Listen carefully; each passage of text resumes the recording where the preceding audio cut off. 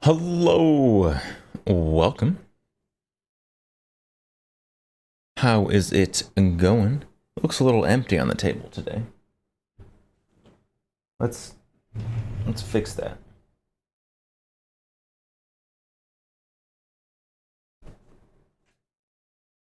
What do I grab? There we go. We'll just throw that up there. No rhyme or reason. Who needs rhyme or reason?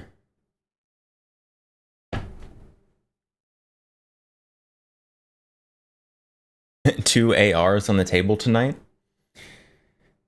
Yep. And this right here, this is a firearm right here. Thank you, Supreme Court. Sprinkle the tabletop with rounds. I'm not gonna put live ammo on the table. Here we can give it a nice sprinkling of snap caps. Oh, that one's. Oh, they're all going too far. There we go.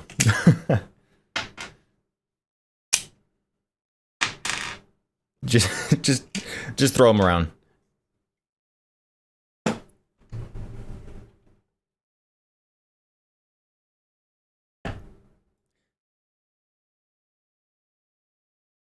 All right, but hello, welcome everybody. We should say hi to everybody. That's probably something that good streamers do. Majestic Potato first. Hello, welcome. Control Derez, hello. Not the BAFTA, welcome. Okay, Control Derez, goodbye again. Guns and Knives, hello, welcome. Atomic, hello. I think that's everyone who's chatted. If I missed you, I apologize. Hello.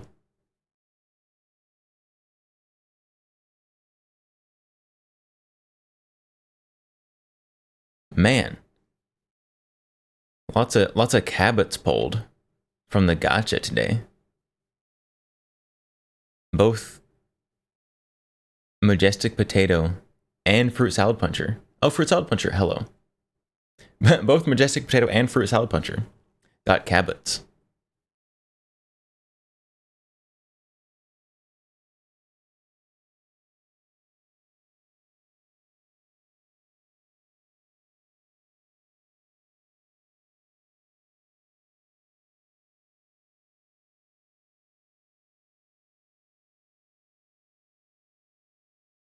So, I guess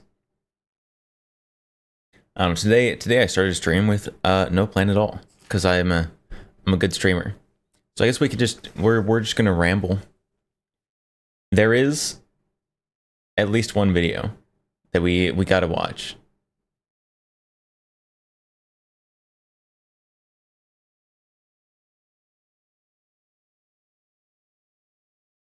The Leon pistol.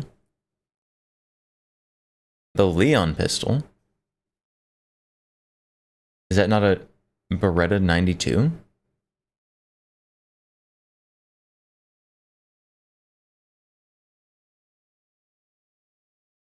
Brandon Herrera's new video? Yes, there is a new Darwin Awards, so we're gonna have to watch that. Because that's fun. A little spicy.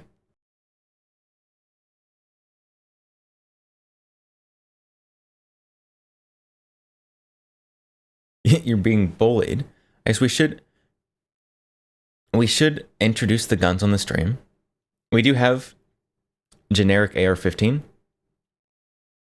This is the first gun I built from parts, and there's a hair on it. Thanks, cat. So this is the first AR I personally built. Nothing particularly fancy about it. I like it. It holds a special place in my heart. We also have our questionably regulated AR-15 lower that is and 80%. This is not a functional piece of metal.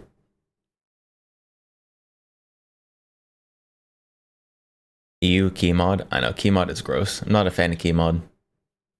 I would rather have M-lock, but this was my first AR build, and everything on here is exactly how it was, except the mag, probably.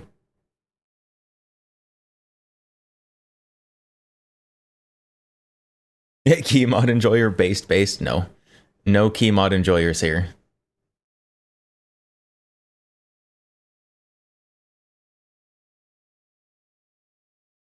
Looks more like a paperweight to you. It is. It is effectively a paperweight.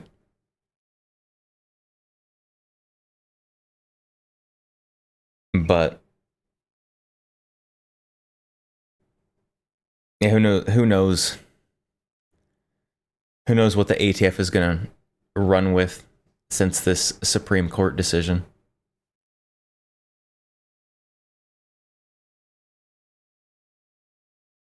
Traded in a gun at the armory. Got a Kimber Rapide. I hope you didn't trade in anything too good.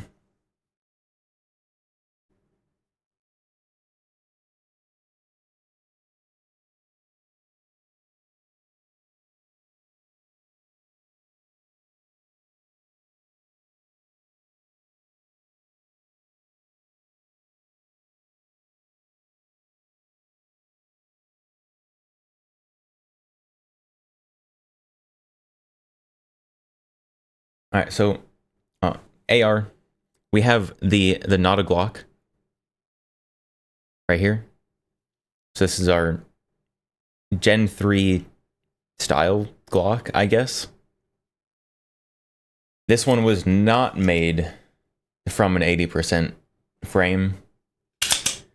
This, I had to do a 4473 for that frame, but it's pretty decent. I do like it.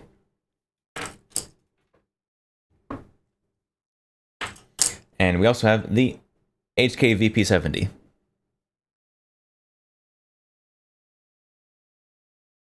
Not the one with the stock. That'd be too cool. Is that an Aztec death whistle? This? Yes, it is.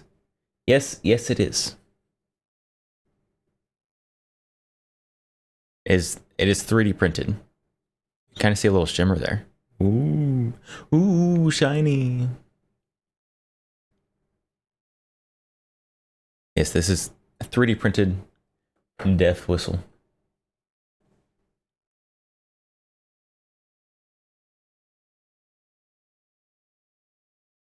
Can't even find VP70 airsoft stocks. Sad. I very much would like the VP70 that has the stock and burst. I unfortunately definitely cannot afford it.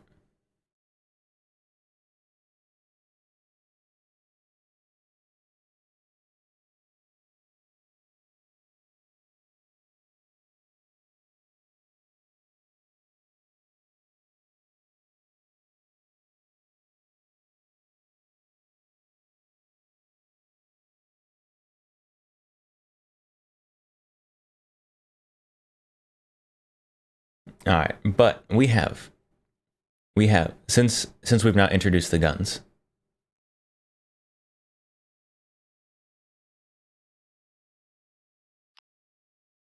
We got a video to watch, chat.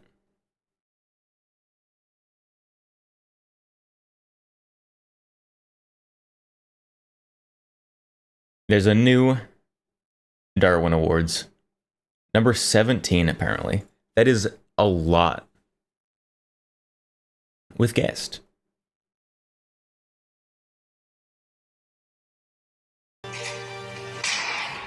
Oh yeah. Everybody's so chill about that. What is up? He's probably fine. I don't know what they're reacting to. He's fine.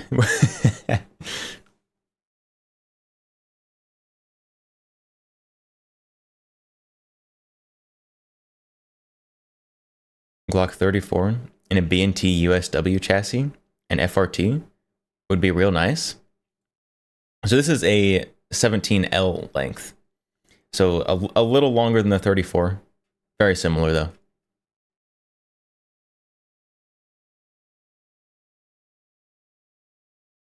I hate Glock chassis. And also force reset triggers.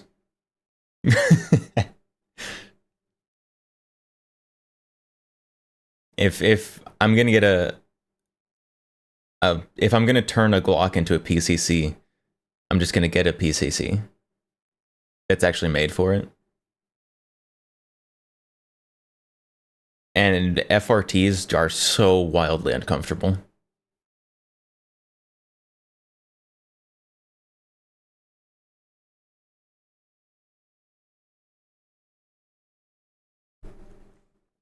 And so I guess the parts on this, since we're talking about it.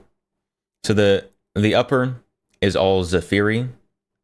So we've got Thfiri barrel. It's got the little brandings on there. Thfiri slide in barrel. And, you know, the internal slide parts.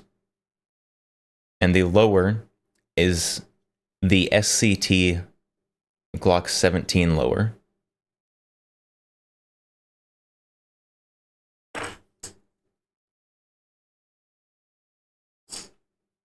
And has a leaflet charm on it.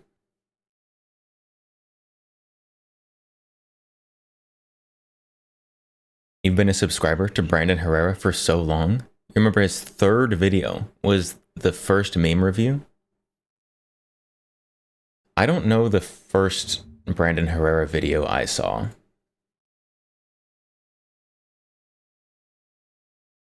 It's been a long time though. I remember when he was doing the AK versus AR guys.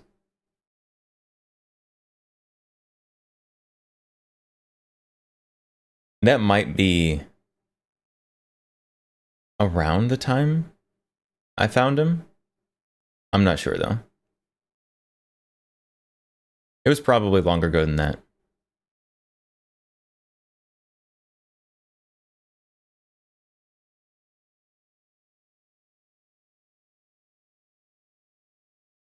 I don't remember exactly though. You did not watch AK-50? You refuse to believe he finished it. You are missing out.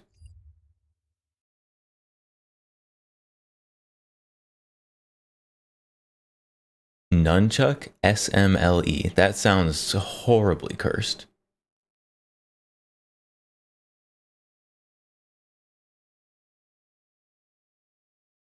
You sexy YouTube mother lovers, and welcome back to another episode of the Darwin Awards. As we say here on the channel, guns are awesome.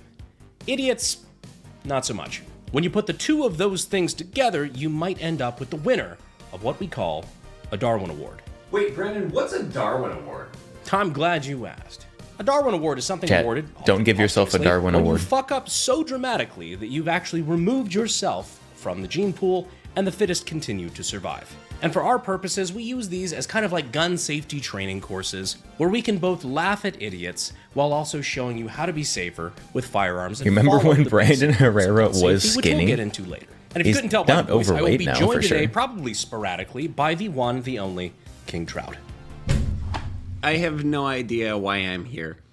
Same, brother. Same. Anyway, on this episode, we'll have models and reviews.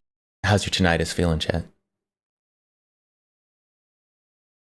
Revealing clothing. A podcast where something actually happens. High velocity castrations, and more. Oh. And if you're somebody who's made nervous Probably by a gun P320. safety violations, buckle the fuck up. So I would assume it goes without saying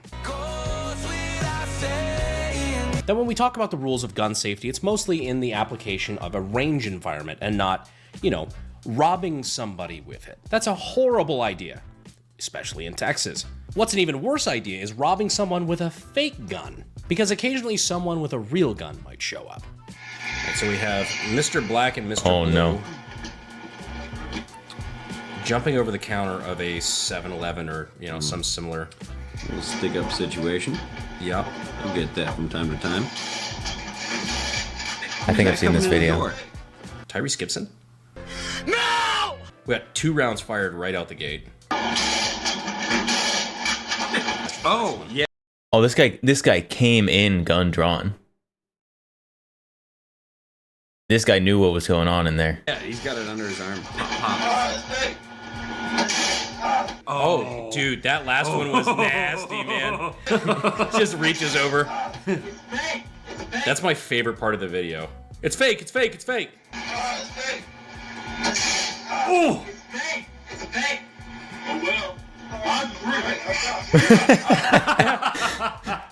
Oh well. Oh, well. Mine's real. He's ordering to put his hand behind his back. But you look at Mr. Blue there. He's popped in the wing. Biceps blown out. Oh, yeah. He got the Rittenhouse special. That guy's never gonna throw a skateboard again.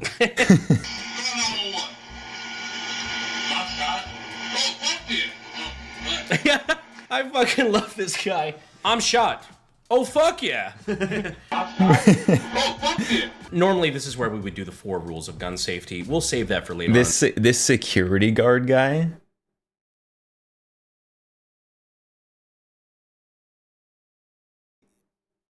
This guy could not care less about the predicament of the people who just held up this store. Like, look at this guy's face. This guy's like, "This is your fault." Normally, this is where we would do the 4 rules of gun safety. We'll save that for later on in the video because this just, I feel like, goes above and beyond the 4 rules.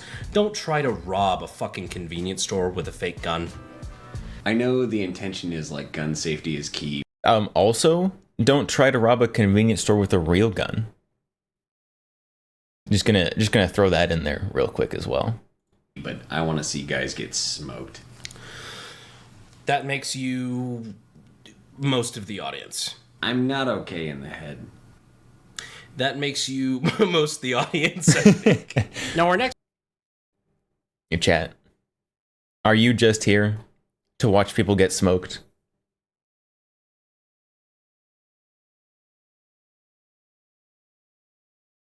Some people carry a 9mm. This guy casually carries a 44 Magnum. Of course. I mean, you see that big jacket he's got? You got to carry something impressive under that. Next clips are staples of Darwin Awards, which is inexperienced female shooters with shitty male instructors. Too common. What kind of inexperienced female are you? All right, so already on the setup, we have the gentleman behind her is actually being very attentive. That's a good change. What a classy looking gentleman.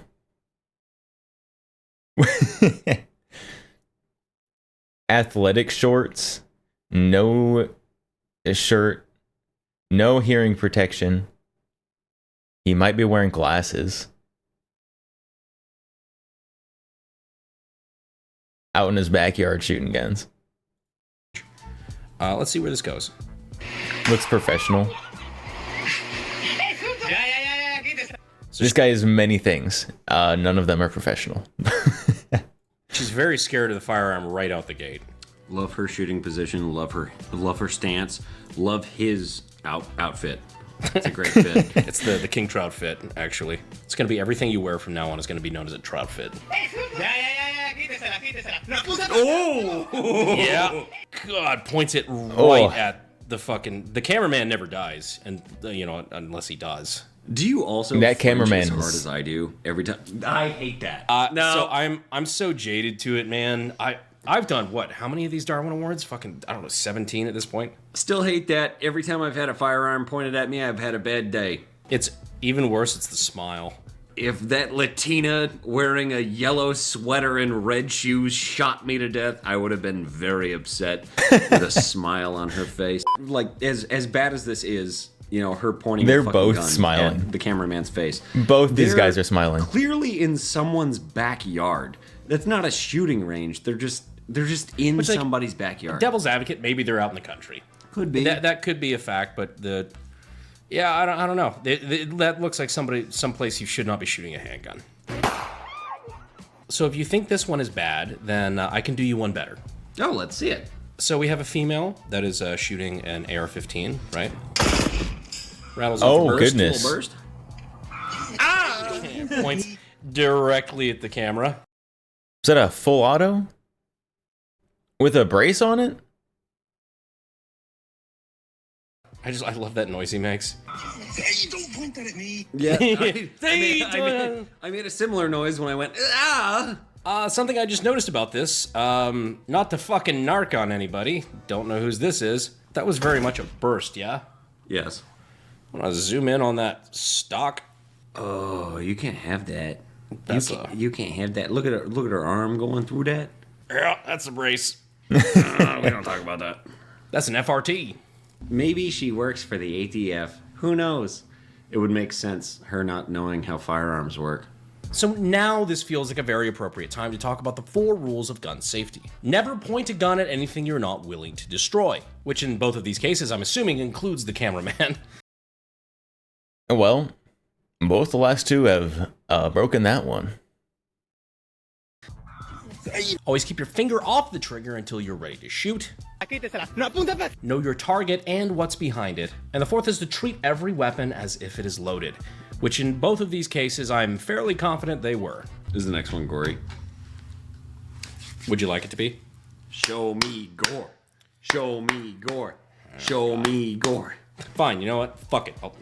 Fuck it, we'll do it live. Show us the bad ones.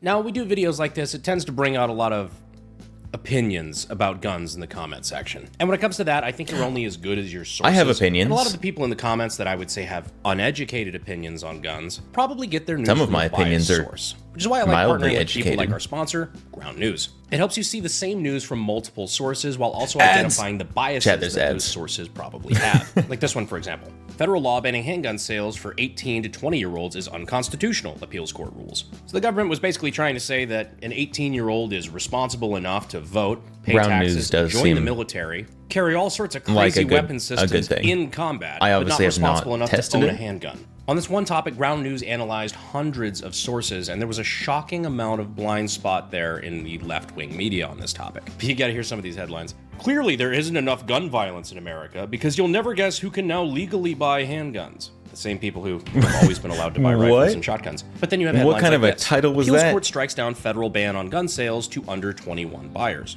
Which I would say is a pretty fair headline because that's actually what it f***ing does. pretty I guess the neutral important part is headline. Ground News isn't trying to tell you what to think. Ground News shows you a bunch of different sources and it rates them based on where they lean right, left wing, high factuality, low factuality, and lets you make an informed decision on your own. So if you care about the facts and the sources that you're getting your opinions back. from, I definitely Who check out published Ground that News. one? Tell you what to think. Ground News. You're gonna make me go violence back in America. the ad? Now, someone orange.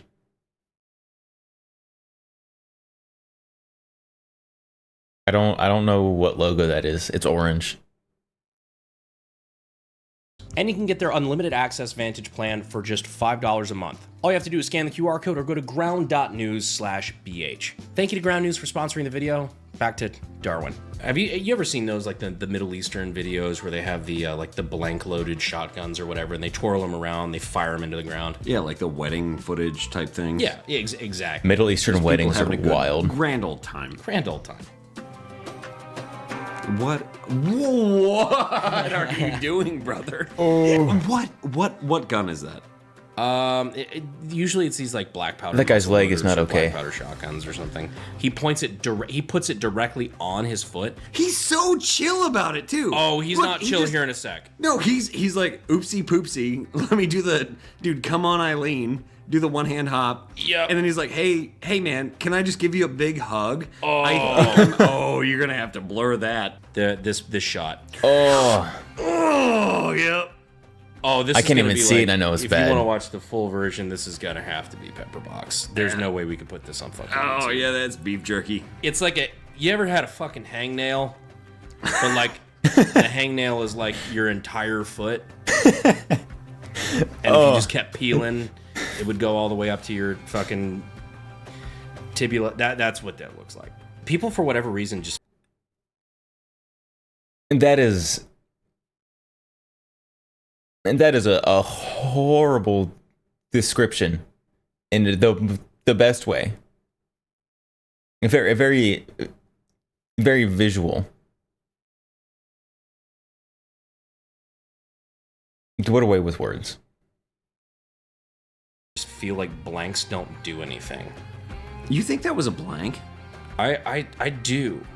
That's Really? normally what they do with those, like when they're throwing them around. But he put it right on his fucking foot, and it was an entire load.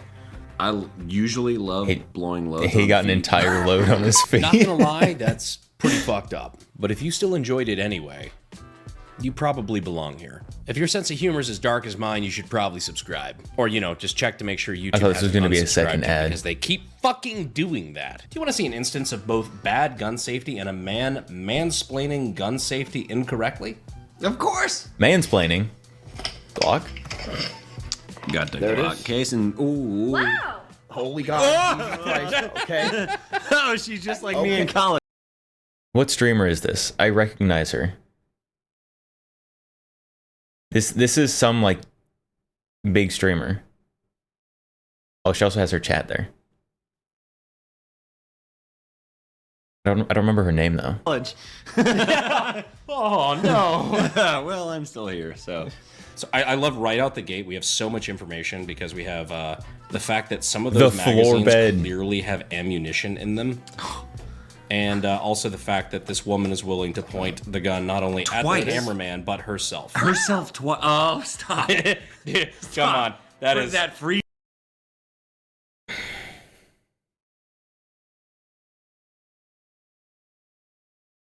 So Twitch TOS on guns.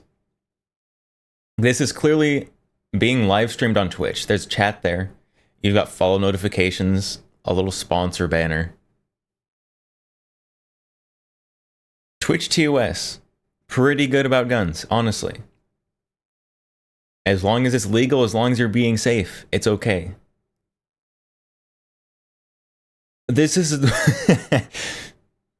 this is clearly not being safe. Freeze frame. She's so happy about it too. She's just look, it's loaded. I've used Okay. guns before. Did she just say I've used guns before?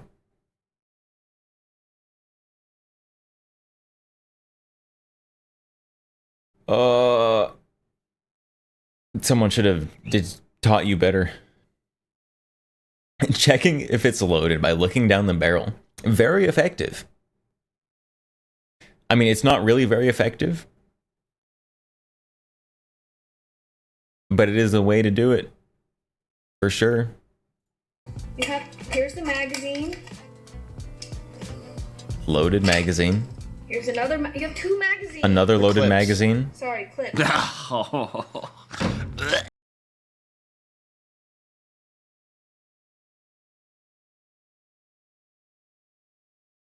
She said it right. She said it correctly. And they corrected her wrong. She said magazine. And they're like, no, that's a clip.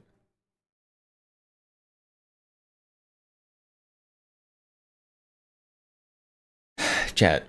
Don't trust Twitch streamers. Laylo, hello, welcome.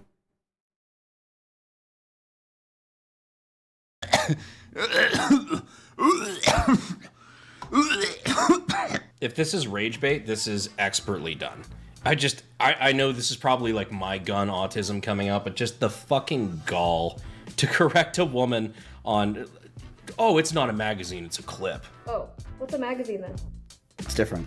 Oh, okay, I don't know what I'm talking about. And then, What is it then? She seems to be pretty sure that it's magazine. Because she's like, oh, well, if that's not right, then what's a magazine? And then 40 IQ homie here is like, oh, huh, it's just different. Oh, this is bait. What's a magazine then? Oh, it's different. and go. Oh shit, Emily fucking There's God! nothing in here. Look, even if this is bait, which in that case, I'm sorry. I hope it's bait. Hold on. We're going back. Clip. Oh, what's a magazine then? What position is the trigger in? Oh, okay, I don't know what I'm talking about.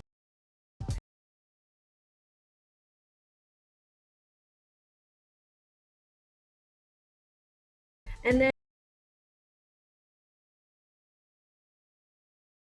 That gun is cocked.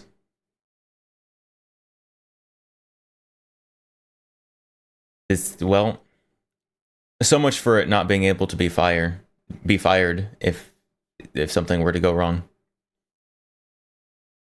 This gun is still in an ambiguous state of whether or not it's loaded. Yeah, the trigger is reset here.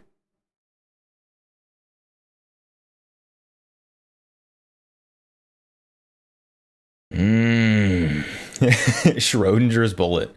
Yeah, this is Schrodinger's handgun right here. May or may not be dishing out Darwin Awards.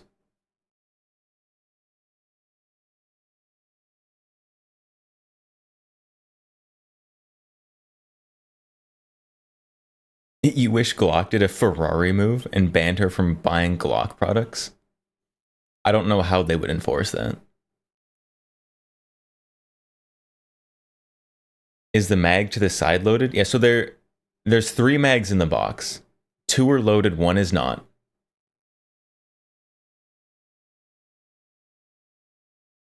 So how are we feeling about the Darwin Award gotcha machine right here?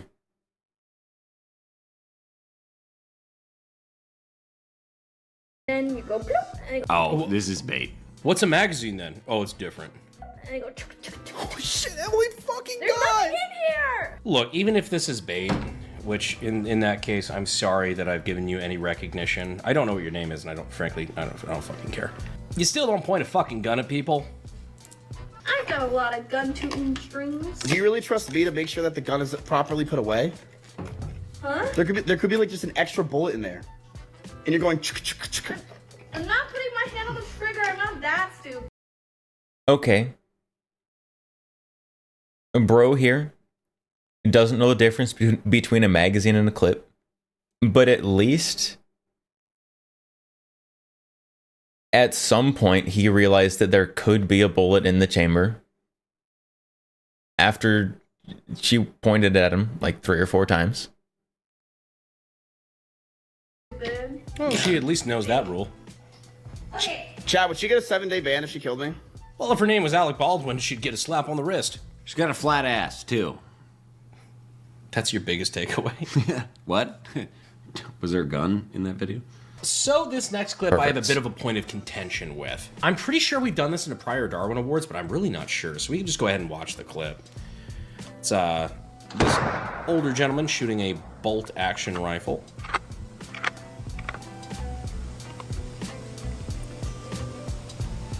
And then click, he has a hang fire. Ooh. Oh, a hang fire, and he immediately opens the bolt. All right, chat. For those who don't know, if you have a cartridge loaded in the chamber and your gun goes click, that's called a hang fire. You wait a little bit before doing anything. Keep it pointed in a safe direction downrange. Because sometimes, and this might be spoilers for what's about to happen, sometimes a hang fire won't go off, and other times it'll just go off a few seconds later.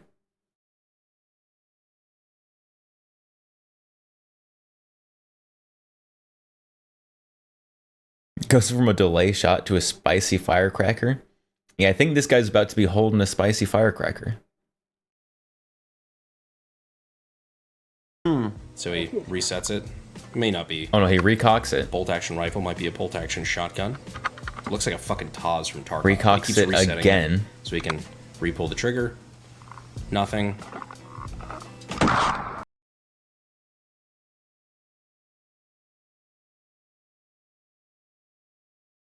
Well, And then it goes off on its own. Hickok 45. oh, that guy's definitely Russian. Blyat. It could be a Taz because he's Russian. Understandable on this one. I mean, the firing pin did drop 3 times.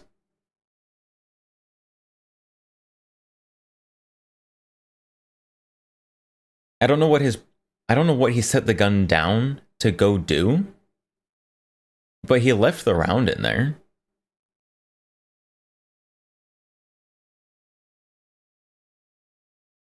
Here. No, that's a Taz.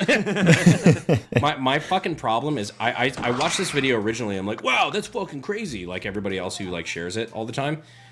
And then, but at the end, if you notice, I really think this video is fake. Because if you notice, when he puts the gun down, it's not pointed anywhere near that jug of water, milk, vodka, whatever it is.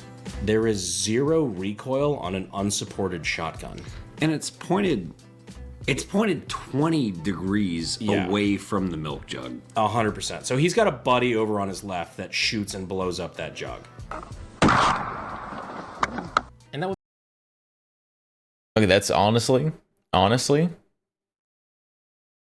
From the milk jug. 100%. So he's got a Super buddy big over on brain. his left that shoots and blows up that jug. Oh, we even got the gunshot. The gunshot has just happened. Yeah, that is... I don't think it's like 20 degrees off.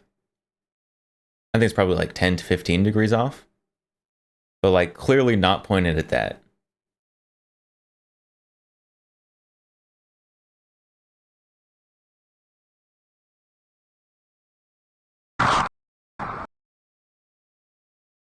If this shotgun was shooting, this water here, already exploding, this would be like over here, on the ground, running into his leg or something. And that would be fairly obvious to you as well. If you got your start in gunsmithing and weapons technology at sdi.edu, down in the description. Ads. And A second ad. Wouldn't you agree? We love gun smithing. Don't do that. All right, are you ready for the video that's in the thumbnail? Oh, we got butt cheeks. Yeah. Oh. It's superior tactical outfit, chat. This is in fact what I wear every time I go to the range.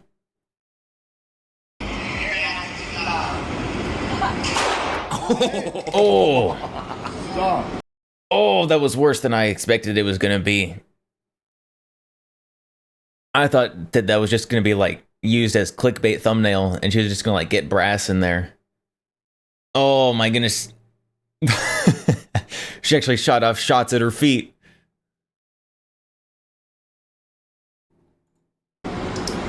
The ND directly into the fucking concrete. What happened? If you notice, the first round she fires, the brass jumps up in the air, smacks the wall to the right, Yeah. and then bounces back down. Mm-hmm. Bounces off of the fucking ground and bounces into the side of her legging / boot, whatever the fuck. That was an incredible What the bounce. fuck? Okay. That is a wild. That's weird luck. But on the same token, we have to have a conversation about what the fuck this bitch is wearing for pants. I am willing to say that was some wild fucking luck. That was absolutely like fucking 2 bounces to get there. However, maybe don't wear the bikini equivalent of assless chaps to the range. So I guess what we glean from this is actually really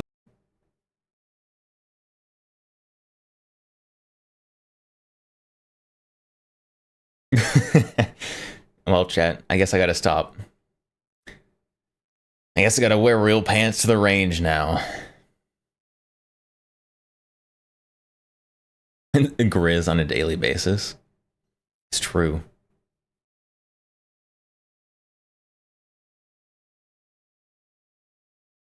really important lesson. You should be dressed appropriately when you go to the range. On top of that, I think what we also gleaned is that if you were the person in this video, King Trout is a single man. Wear pants. That's all I ask. At least like in public.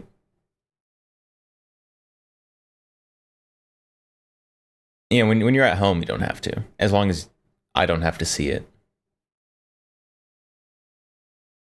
It's so breezy and comfy. Yeah, I mean, a little extra airflow is pretty good, especially in like the summer months here in Texas. So I don't know. I guess I just gotta suffer.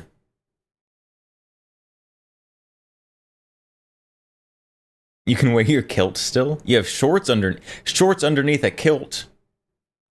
That's cultural appropriation. You sound like my local Home Depot. We only have the one rule: wear pants. No shirt, no shoes, no service. Doesn't say anything about pants.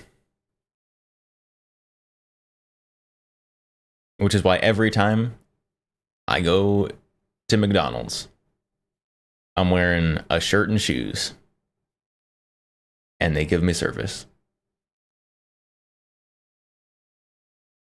So I know you're a recurring guest on the Unsubscribed podcast, but would you like to see a podcast where something actually happens? Oh, that would be a fucking refreshing change. Well, we have one where there's no doubt some intriguing conversation happening, but I think the more intriguing thing is the stimming tool the guy has in his left pocket. Those were your choices. Oh no. Oh, the foreshadowing.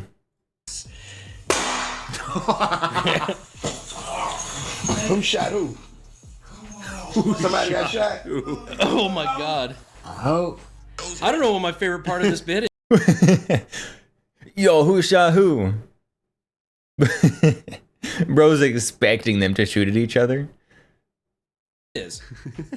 Look at the guy's face immediately after the shot. Those were your choices. Which guy's face?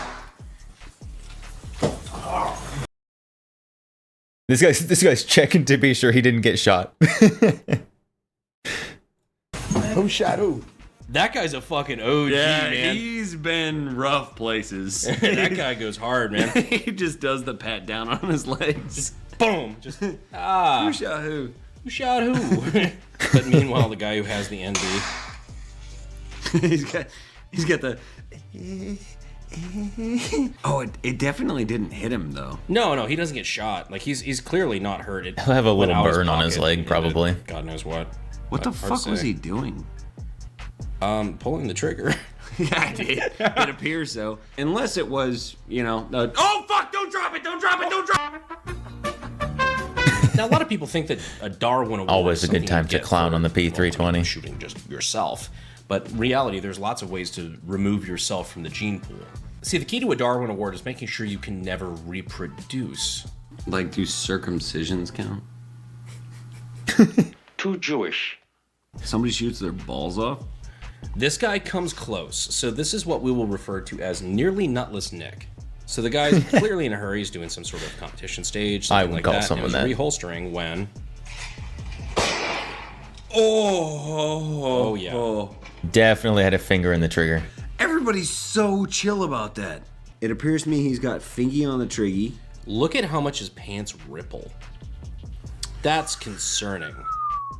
I like how he breaks it down afterwards too, and then plays it cool. Nobody saw that. We're cool. He's like, yeah, no, it's fine. Yeah, I still got the right one. This won't be seen by that many people. Get the Chinese microplastics out of my balls! Ah! Ah! Ah! That's where they're stored. I love you, Delance.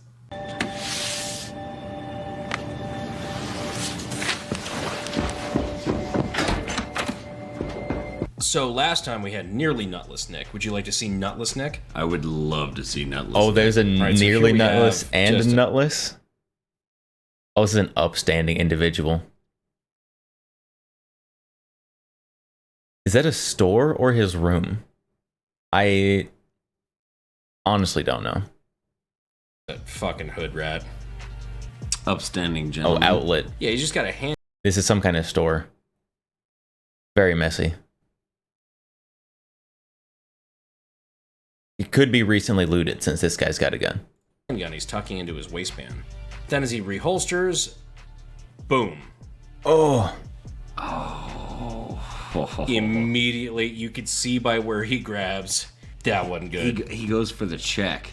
Look at I the love crab the walk. squat. The way he arches his feet, too. Yeah, well, he's doing the, like, when your balls stick to your legs, and he's doing that. You know what I'm talking about. Yeah, but Everybody knows what I'm talking about.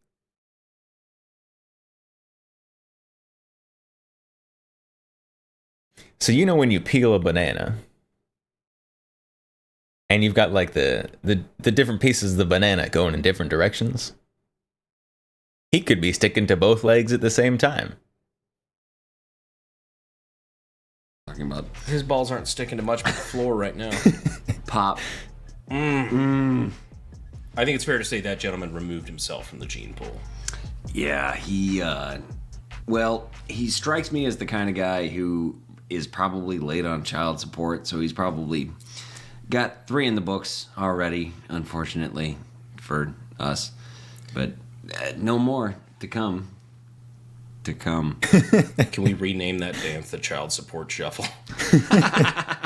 So that is enough, I think, to qualify as a Darwin Award winner.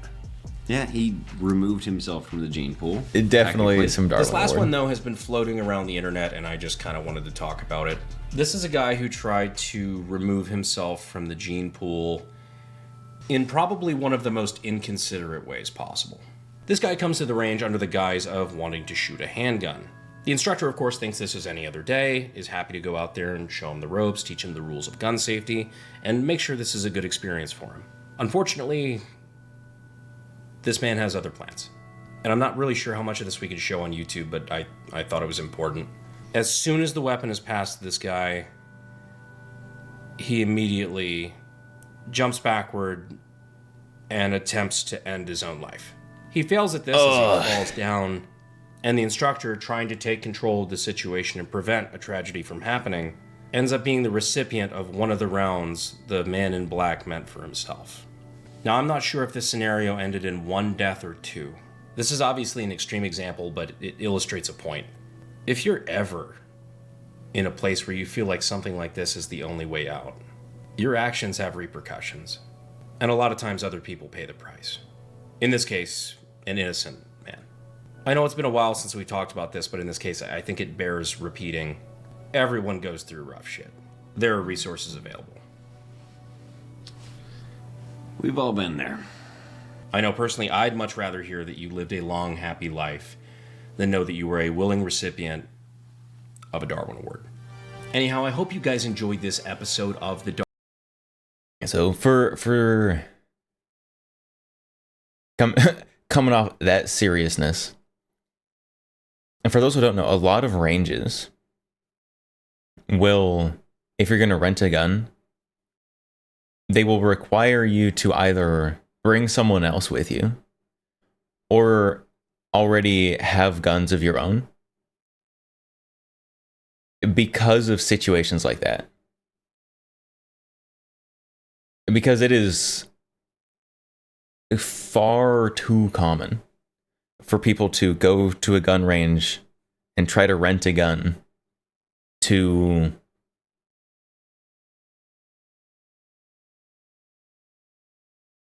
cut their time short.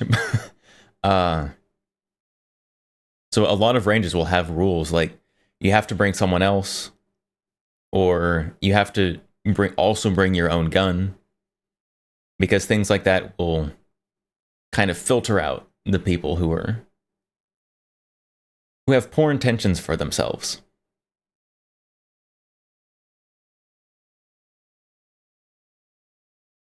Darwin Awards. I hope you guys enjoyed this episode's guest, King Trout. If you didn't enjoy me, you can go fuck yourself. Where can people find you? I am on the internet. Good. Enough.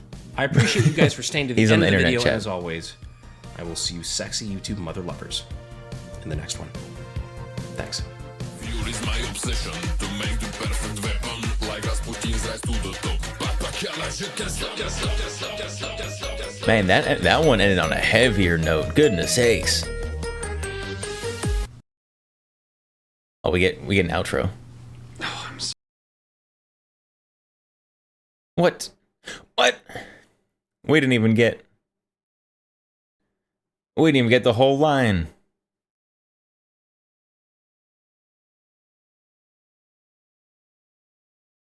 He's an X and Instagram influencer only.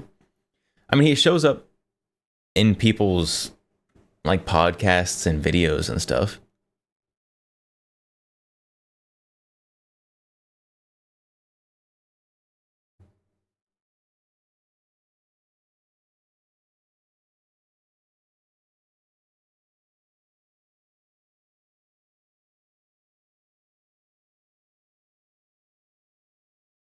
You're nearing your limit with deaths in Doom.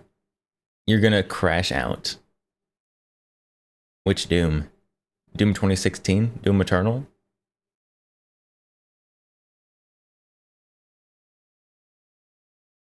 Time for 10-hour Ian McCollum stream.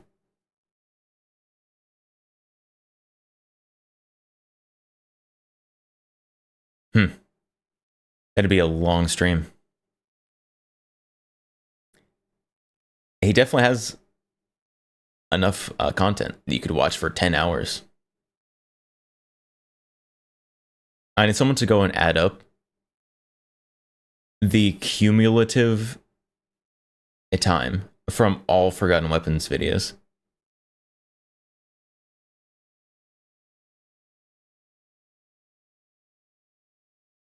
I don't know how long it is, but however long it is significant. In Doom Eternal, Nightmare difficulty. I have not played Doom Eternal. I did Doom 2016 Nightmare.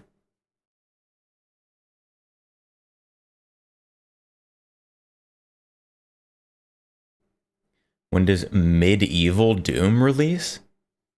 What? Medieval Doom?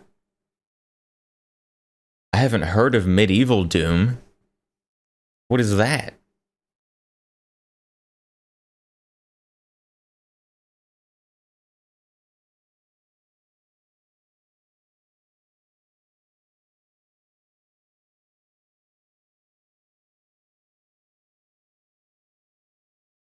Hi, it's me, Ian McCollum. Today we have a Russian Taz. I don't know. Dark Ages comes out in May. Dark Ages? Does not... I'm going to slap my mic a little bit. It's not an actual Doom game. Okay, if I type Dark Ages into Google, it just gives me the actual Dark Ages.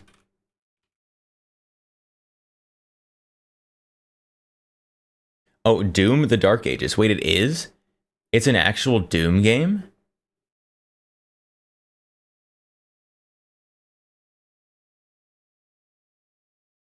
What? What? We gotta watch this.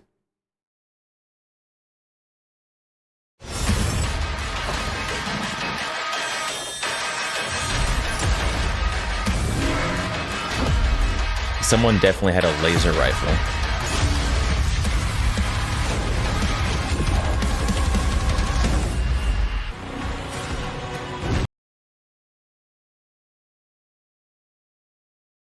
All right, I must have missed the point in history when they had giant plasma cannons.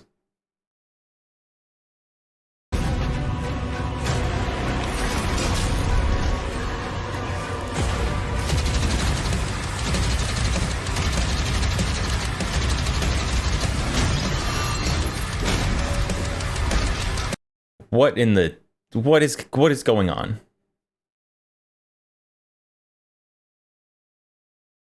My oblivious to media is amusing because I didn't know about this game?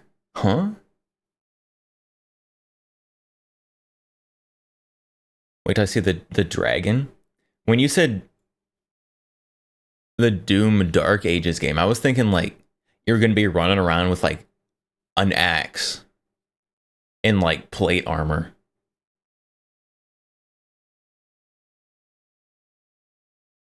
Which I definitely would play.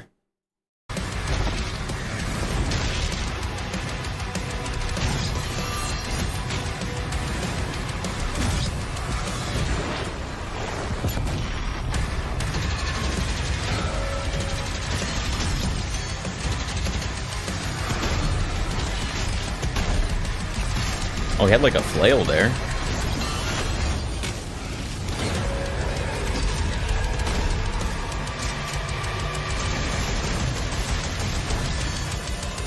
I didn't really like the look of that fire. And under the hood, for the first time in an id game, we've made our combat more approachable and flexible than ever before. A dragon with two difficulty miniguns system mounted. and sliders.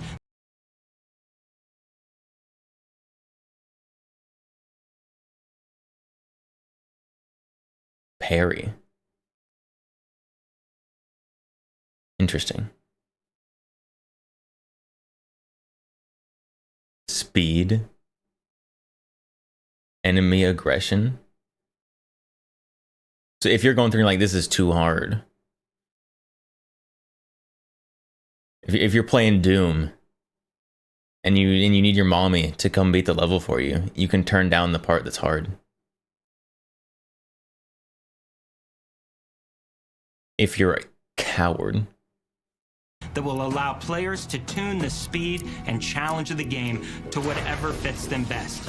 You can slow things down or speed them up. It's a Doom for all Slayers. And the gameplay doesn't end with just the Slayer. We finally have for you, you've been waiting for 2 games now, to get in and pilot your very own 30-story Atlan, which is a mech. Mecha Doom.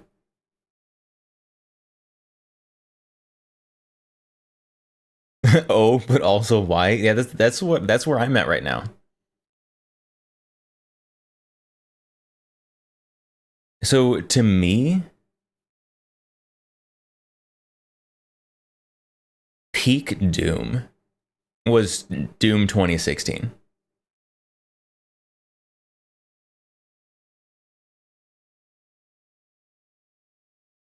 I'm a huge fan of Doom 2016.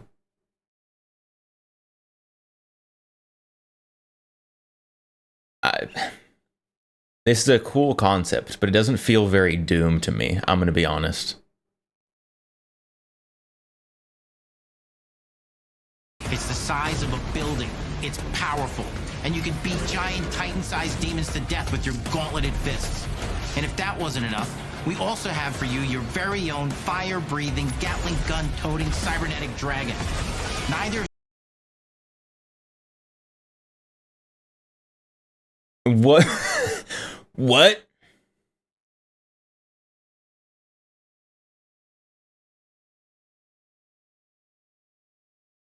I mean, it's kind of cool. This doesn't feel like a Doom game, though.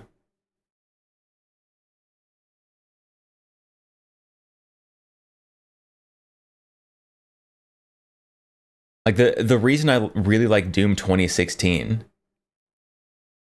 is because it was like, you're there, like, slogging through hell. Like, destroying demons with your fists.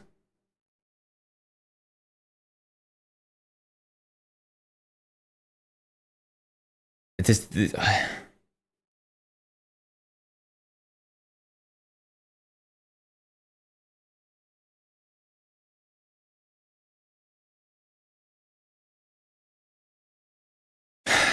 I don't know about this one, chat. I don't know about this one. You trust id Software with day 1 release and what feels like a Doom game?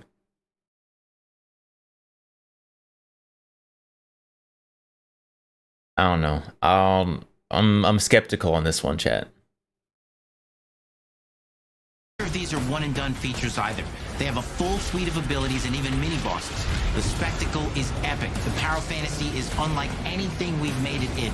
And the combat systems behind these features are deep and tons of fun. And as cool as all that is, we know that fans of single-player action Destroyable games terrain is expect cool. more than just great combat to pull them through the experience. So we're excited to share with you not just the gunplay, but the world of Doom: The Dark Ages. Your hero's journey will take you to the far What in the Halo tank is that? reaches of the Doom universe. Mysterious worlds from the Slayer's past, dark forests, dungeons, ancient hellscapes, battlefields, and worlds beyond. And through exploration, you'll be And Doom unlocking always new has been a abilities graphically and godlike incredible game. powers every step of the way. Now armed with your trusty shield saw, you're gonna cut, leap, and smash your way through environments full of secrets and treasures. There's always something new waiting to be discovered or destroyed. Now let's take a closer look at just one of the many missions you'll experience in Doom: The Dark Ages. In this level, you will meet the enemy at the gates and save a city from certain Who's the guy with the mohawk? destruction. Explore the medieval battlefield outside the castle walls, seeking out targets and enemy formations along the way to engage with as you see fit, with any gun you choose. Explore what is the largest shield movement play seems space interesting. ever in a Doom game, discovering secret caves and dungeon-like mines in search of vital resources. Underwater Doom levels?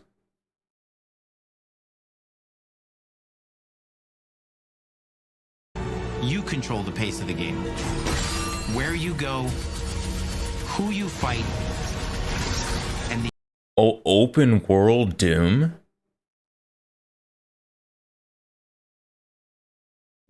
Am I understanding this correctly? you control the pace of the game. Where you go, who you fight, and the objectives you pursue. It's a Doom sandbox full of war and riches. Okay, if it's actually an open world Doom, that could be pretty good.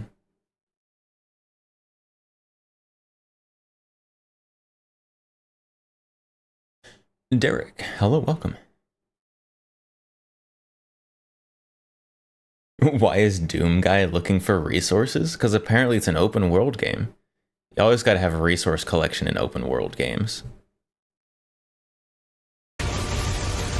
Once you've broken the enemy assault, head back to the main gates because the battle isn't over yet.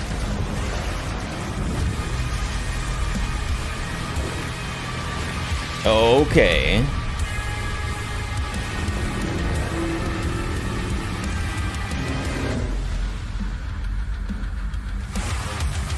And the soundtrack to your epic adventures will be composed by the award-winning team at Finishing Move, providing you with a metal sound. What? Does Mick Gordon work for them? If Mick Gordon isn't going to be working on it, I don't know. Doom 2016 soundtrack, way better than Doom Eternal soundtrack. I'll fight people on that.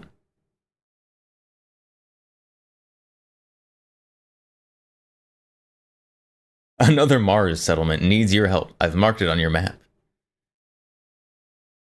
If they do an open world Doom well, that would be incredible.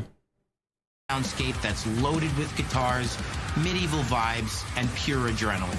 You'll feel like There better be like bagpipes. If there's not one of these soundtrack songs that has bagpipes, they have missed an opportunity. you're expanding the legend of the Slayer with every mission you complete. And speaking of that legend, the story of Doom: The Dark Ages, like everything else in the game, is big. It's a summer blockbuster event with everything on the line, and you are the star of the show. Your power is coveted by your enemies and withheld from your allies. With the Slayer imprisoned at the start of our story, the balance of power between good and evil...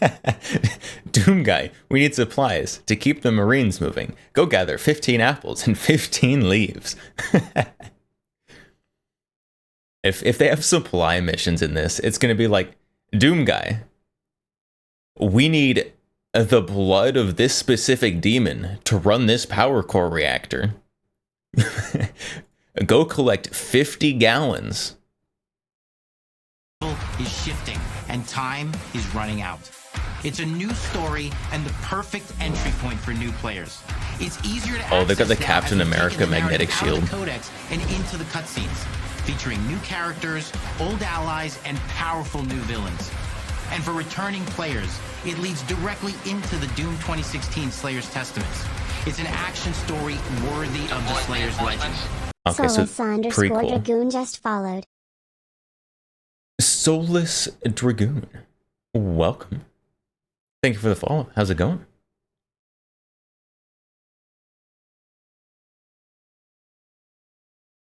Okay, so this is a prequel to Doom 2016.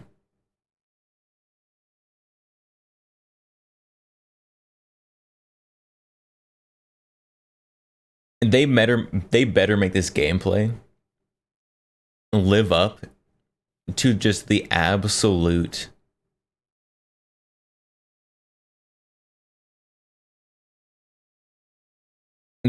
just legendary stories from the Slayer legend in Doom 2016. Good? It's good you're doing good. I'm also doing good. Learning about new Doom currently. In Doom the Dark Ages, you will feel like the superweapon in the center of a medieval war against hell. Set in a cinematic sci-fi fantasy world full of locations to explore, powerful weapons to unlock, and enemies to conquer. This is a prequel to Doom 2016, and that's given us the opportunity to reimagine every aspect of this experience. So if you're new to the franchise, then Doom the Dark Ages will be the perfect entry point into the series. And if you're a longtime fan, then you'll be proud to see, in a lot of ways, the feel of the game is really a return to form. So let's break it down, starting with the combat. In Doom Eternal, you felt like a fighter jet. In Doom the Dark Ages, you'll be an iron tank. Heavy, strong, but still fast. When I think of a tank, I don't think fast. Like a tank character. I definitely think like heavy, strong, plow through everything, but I don't think fast.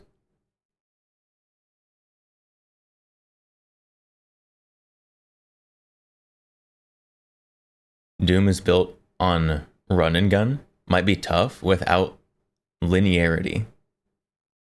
It'll be interesting for sure. Where's my BFG at? I don't know.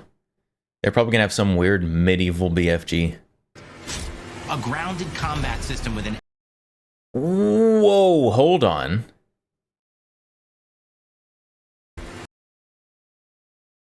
Is this a side-by-side 1887? A grounded combat... Hold up. In Doom the Dark Ages, you'll be an iron tank. Heavy. Strong. But still... Oh, it is. This is a double-barrel 1887. Oh my goodness. I'm on board. I'm here for that. Oh my goodness.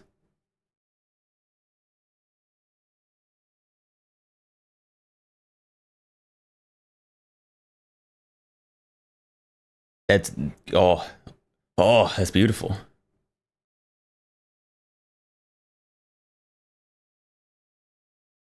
Fast. A grounded combat system with an emphasis on power over the acrobatics of Doom Eternal. And a balance between enemy projectiles and player movement speed that makes strafing to aim viable again. Just like in the classic Doom games. Yeah, I started out really skeptical. The more it goes, the less skeptical I get. Nostalgia. Innovation is the goal, always. And so for Doom the Dark Ages, it's an all-new world with new tools and new mechanics to master. Let me introduce you to the Shield Saw. It's got a ripcord on it. Throw. Parry. Deflect. All from one input. It's contextual. Tons of depth on a single button press. You know, we want every Doom game to stand on its own. That's a lot of as stuff to unique put on one experience. button press. So in 2016, we asked you to run and gun. In Doom Eternal, it was jump and shoot. And in Doom the Dark Ages, you're gonna stand and fight.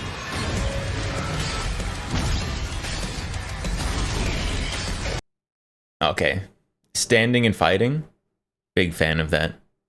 I'm not a huge fan of like big kind of jump and shoot kind of games.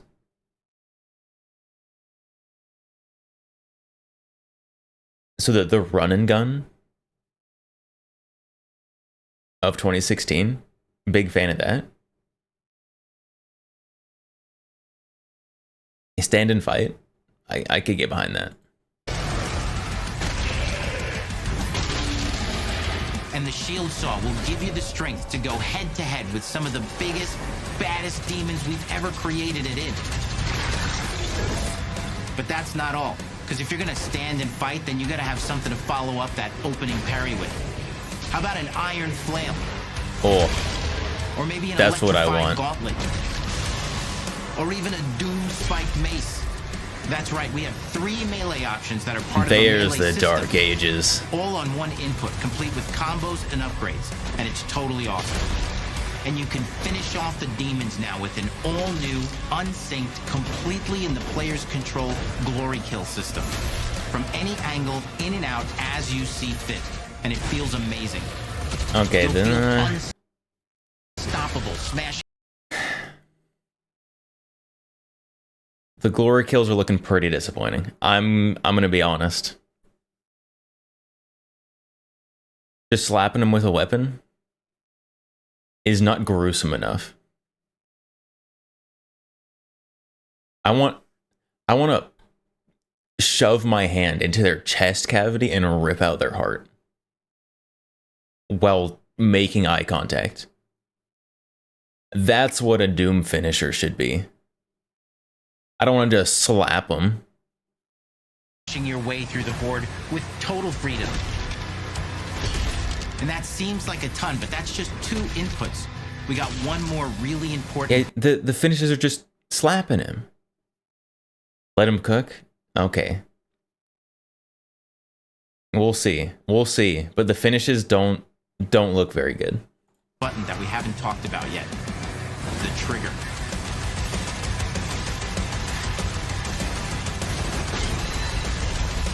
That's right, we've saved the best for last. Doom has and always will be all about the guns, and Dark Ages has some of the most ridiculously powerful weapons that we've ever created. Mean. Ancient. I Brutal really torture like that machines shotgun. The built to double butcher, 1887. Impale, and shred the minions of hell with. Only in Doom. That's the mission statement for the design of these never-before-seen, insanely fun-to-use tools of mayhem that only the Slayer has the power to wield. So let's take a look at some extended gameplay footage and see how these medieval mechanics synergize with the enemies and the environments to form the new combat loop for Doom the Dark Ages.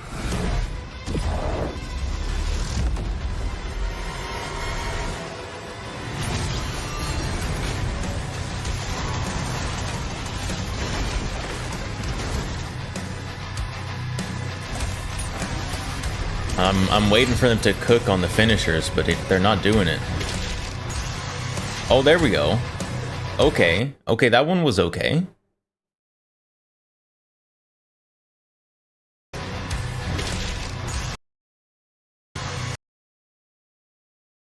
Just cutting off his head.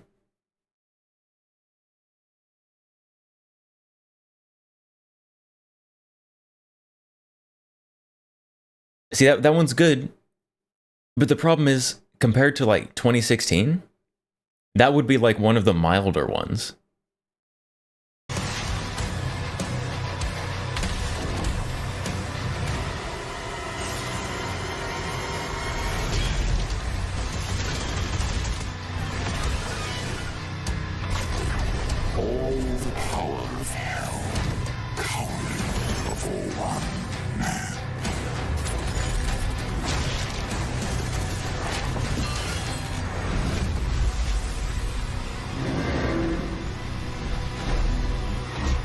Engines online.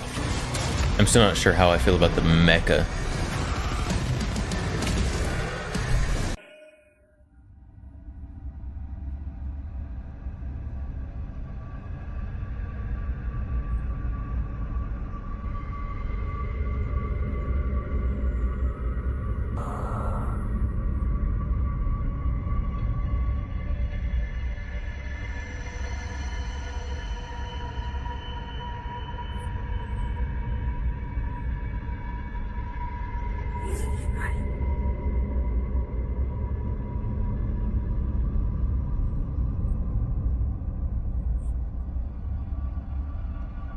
Is that Doomslayer's ship?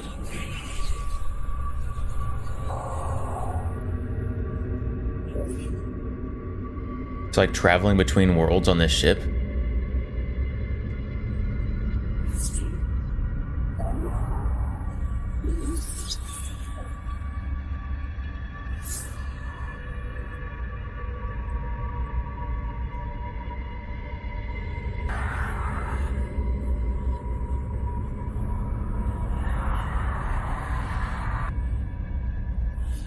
Oh, there's the big nail gun you guys were talking about.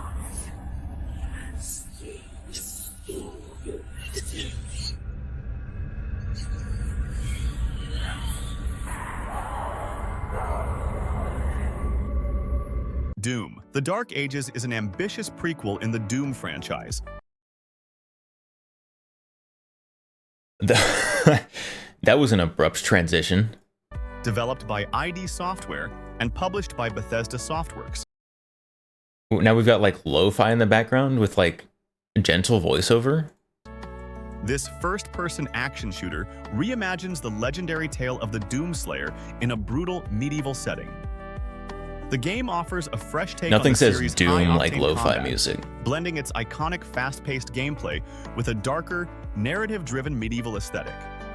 Doom: The Dark Ages leverages the latest ID tech engine advancements to deliver breathtaking visuals, immersive soundscapes, and seamless performance.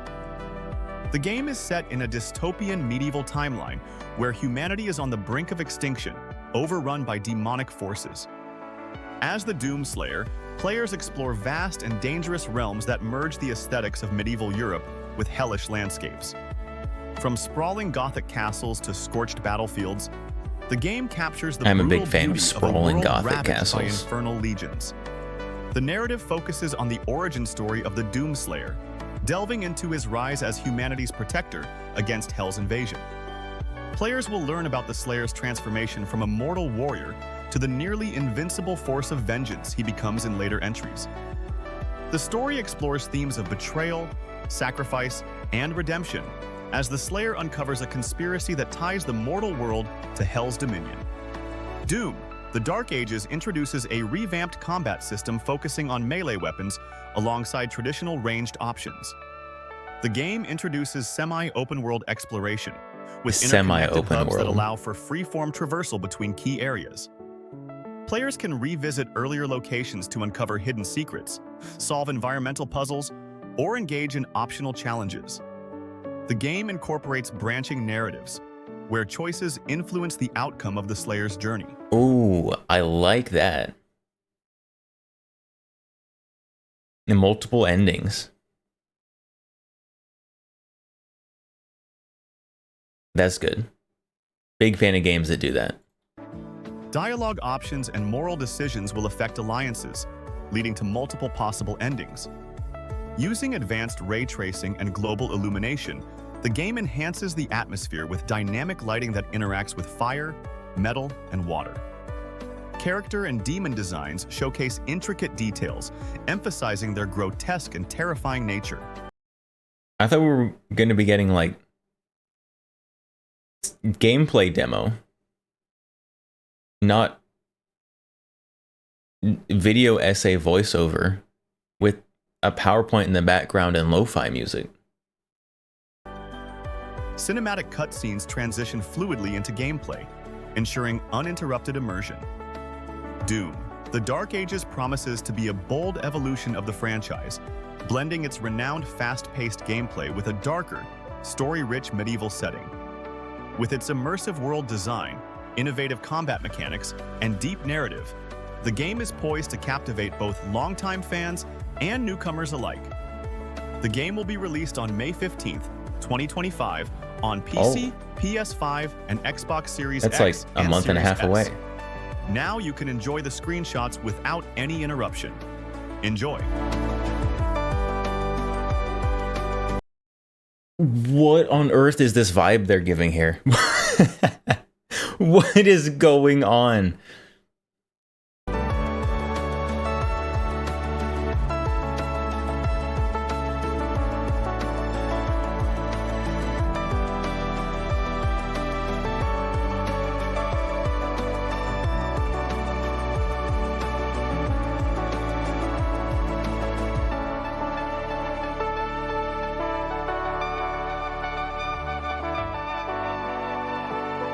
Hi, honey.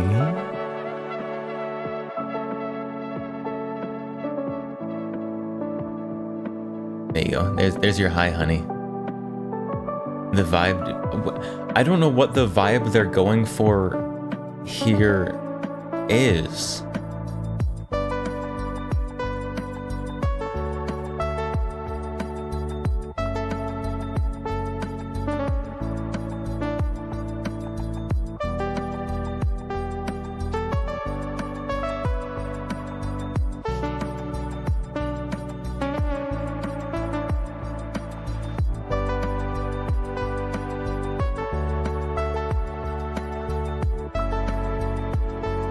I'm so confused.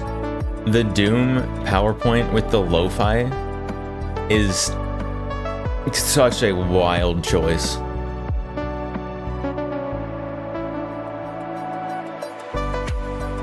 The Hi Honey Extended. I can make that one more expensive.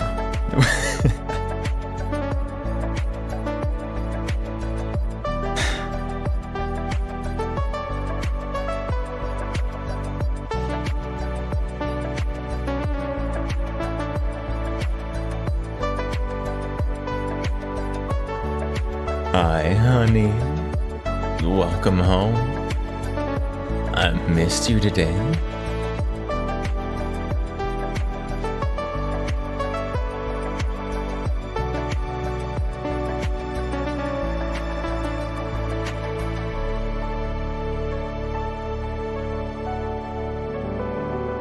I feel like we've already seen all of these pictures in the PowerPoint, like 3 times, at least.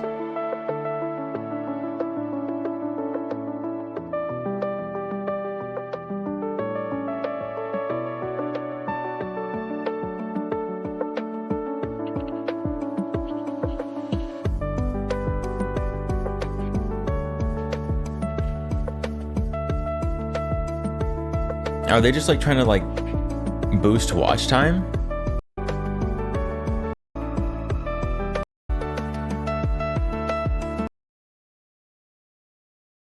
Where was the gameplay demo? They had like 60 seconds of gameplay demo. And then like 8 minutes of lo-fi music.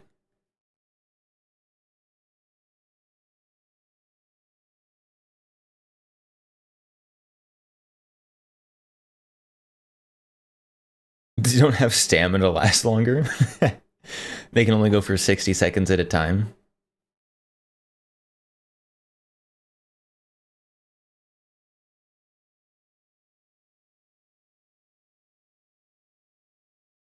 So, the vibe of like the last half of this video is so strange.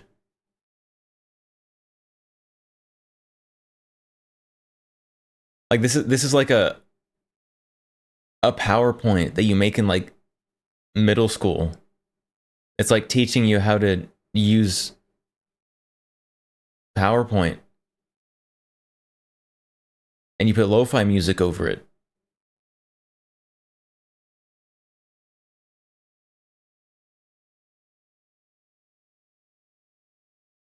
And it looks interesting. It does look interesting. I'm gonna be honest. The finishing moves, super disappointing. Like you just slap them with a shield, and then they fly off. It's not gruesome enough. I'm not playing Doom to just like toss guys around. If I'm not having a visceral reaction, then it's not done correctly.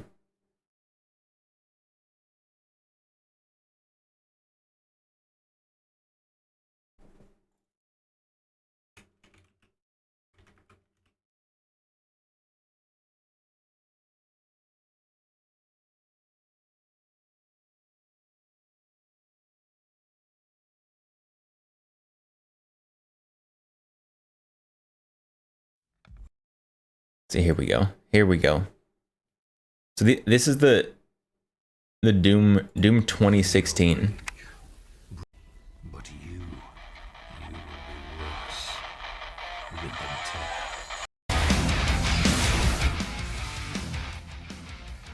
tear.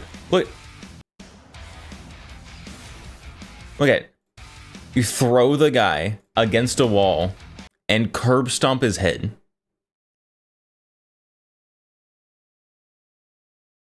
You don't just slap him with a shield and he like falls backwards. Like the slap with a shield and then falling backwards is a good start.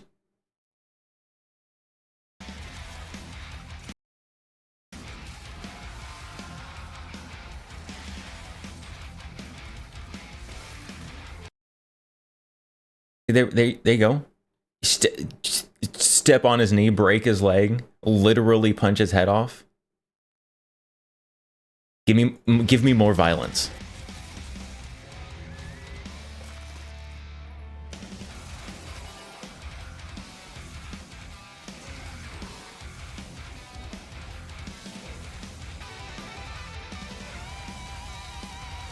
See, look.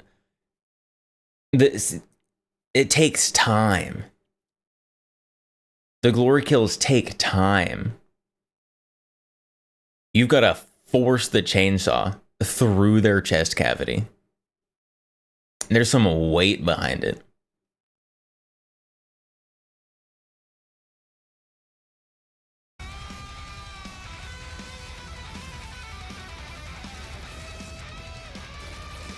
And there's that one. You reach into his chest cavity, rip out his heart. See, just palm both sides of his skull and rip him in half. That's the kind of Doom glory kill I want.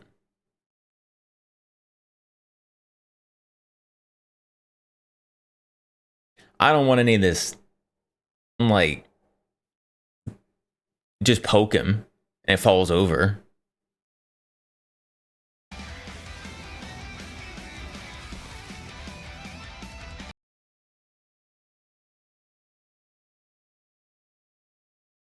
Look at that one. You rip off his head, comes out with the spine, you throw it away. Good.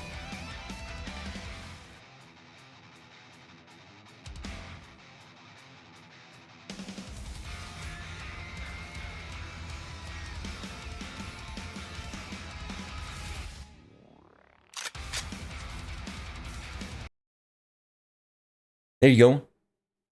Rip out the guy's heart and shove it down his throat. A good glory kill. There's nothing glorious about any of the glory kills they showed for Doom the Dark Ages. They're just kills.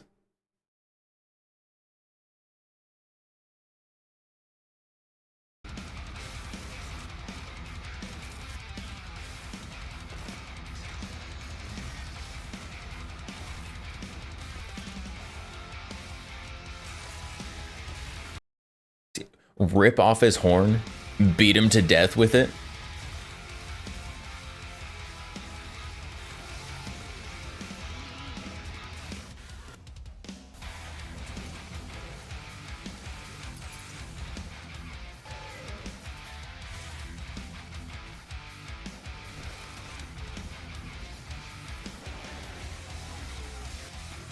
The glory kills were so much better in 2016.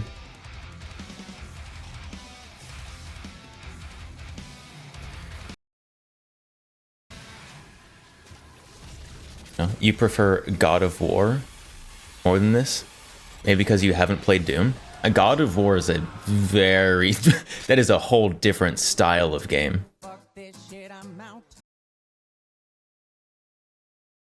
That is a very different style of game.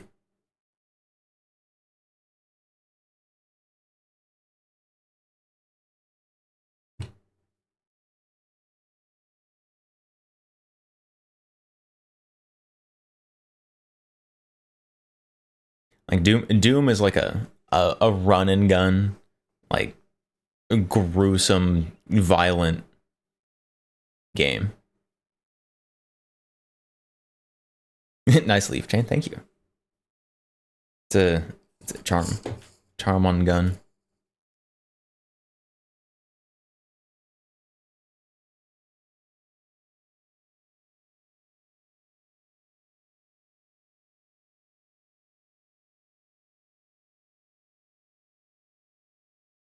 Doom Dark Ages, it does look very interesting. I'm very intrigued by it.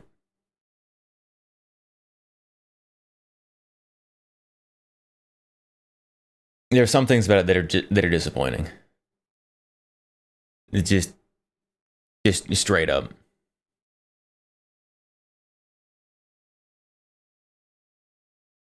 Is that a Walther?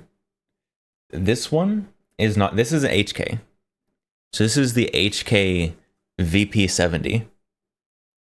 So this is 1970, hence VP70.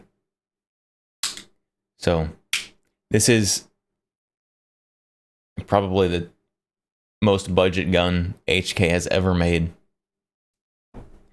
Made in the 70s, in case they had to just start handing these out to civilians. In case Russia decided to do something stupid. So this is from 1970. It does have an 18 round mag in 1970, which is pretty good considering the other stuff that was available at the time.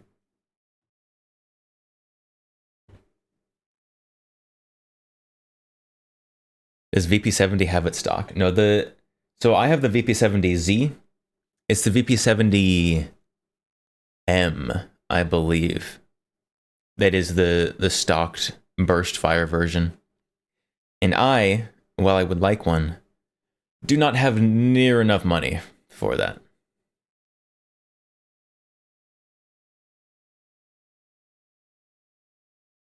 $1970 is wild HK times.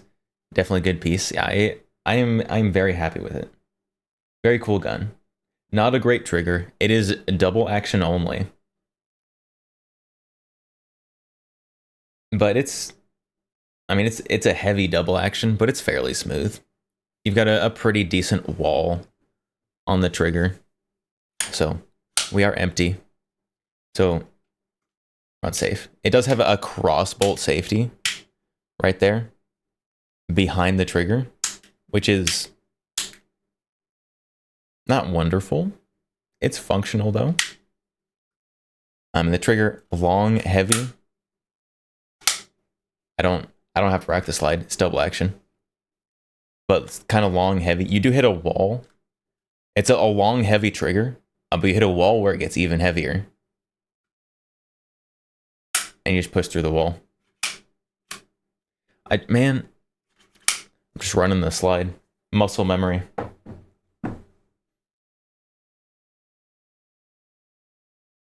Benelli safety style. Yeah, it is definitely a shotgun style cross bolt safety.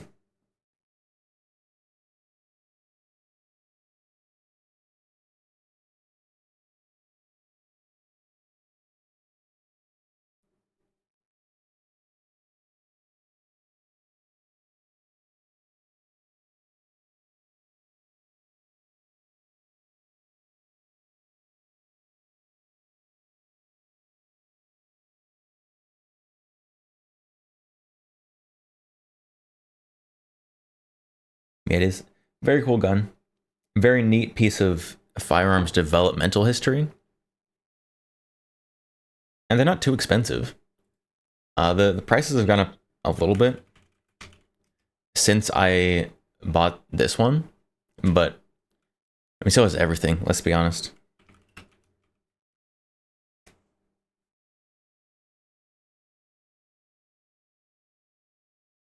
Oh, there aren't any on Gunbroker right now, actually. There's some magazines, which are pretty expensive.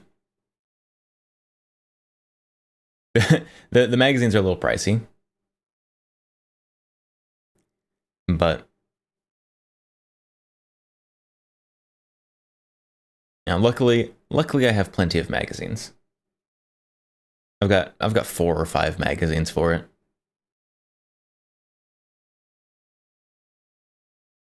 Guy selling a photo of one for $230. Yes. I don't know what that guy's smoking. Like a 10-inch. A 10-inch photo.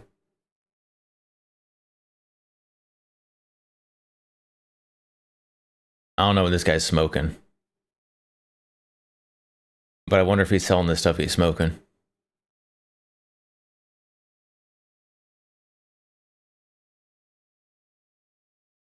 Just a picture for $230. Yeah. Yeah.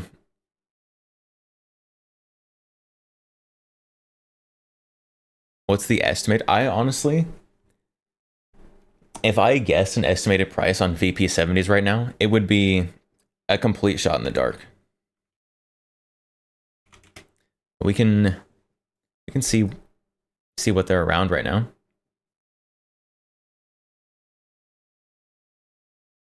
It's just looking at recent ones sold on True Gun Value. So 850, 1100, 1000, 725, 1000, 700, 505. Don't know why that one's so much lower, but so high hundreds, low thousands.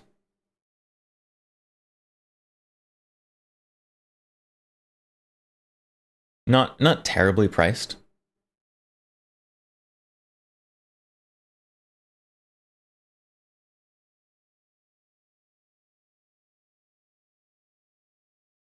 There's the good one though.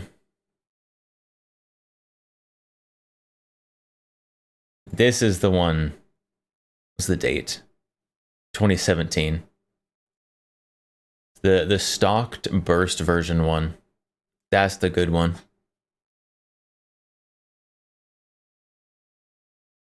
I would like one of these. 4 to 8,000 in 2017 though.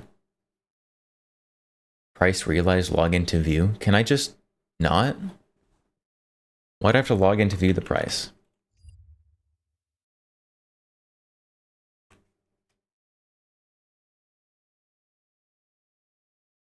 Went for, in 2017, this one on Rock Island went for 12,000. Which is an absolute steal.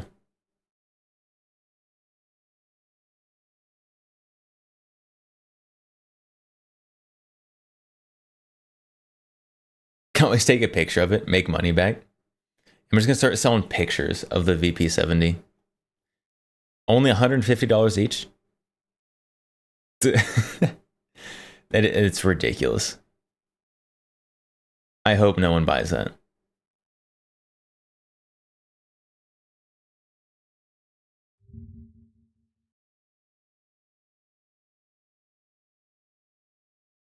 We got ads. Ads. What's video?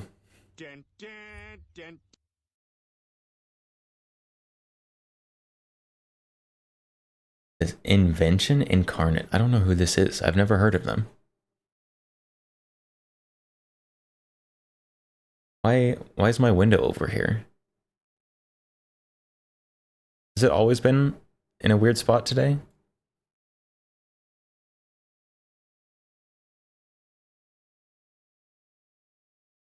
Good video. How to make the best smoke grenade on the planet.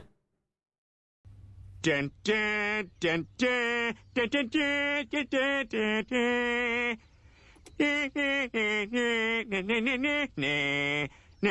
It's the googly eyes. Googly eyes. +2 stealth. For entertainment, educational purposes only.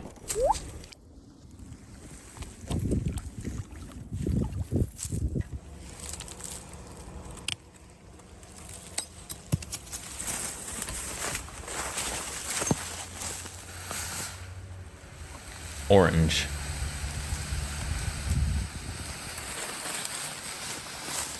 That is very orange. Goodness sakes.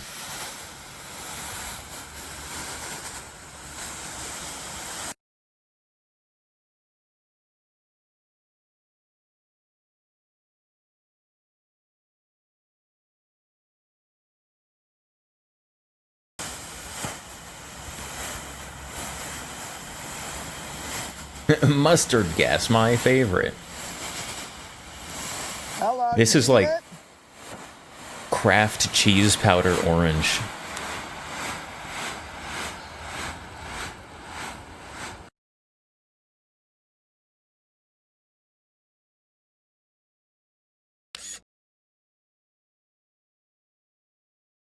And Cheetos dust.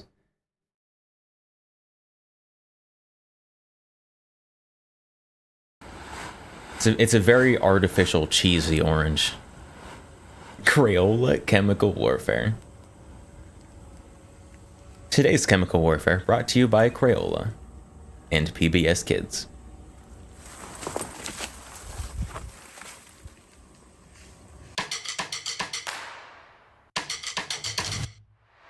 For the past 2 years, I've been obsessed with designing and testing improvised smoke devices in various compositions. My goals were threefold. Hashtag goals. First, to surpass U.S. military standards for signaling and obscuration. Could a civilian or militia effectively use these in an SHTF scenario? Second, to create affordable, low-toxicity options for gameplay, like airsoft, paintball, or just Appreciate messing it around not in in your a backyard. lake for better views. Third, to ensure everything can be crafted at home. No CNC machines, I mean, on no the lake. CAD software, no 3D printers. I'm a fan of those tools, but my projects are all about accessibility. The formulas listed in the left column are the cream of the crop for their categories. A non-toxic screening formula, a mildly toxic combat-only screening formula that'll block out the sun, and non-toxic colored formulas perfect for signaling. Across the Give top me the row, toxic you'll stuff. see 2 device design categories. Budget-friendly gameplay devices and combat-ready ones that outperform their military equivalents. What follows is a clear, fast-paced, step-by-step guide to building the device that pairs with these formulas. A quick heads up, do not use this design with the TPA formula. It will go boom boom. Oh, goodness. Well, that's not good. Well, I'll that's pause here not so you good. have time to take a screenshot. These are all of the formulas that this canister works well with. These formulas are also available in the free PDF section of my website.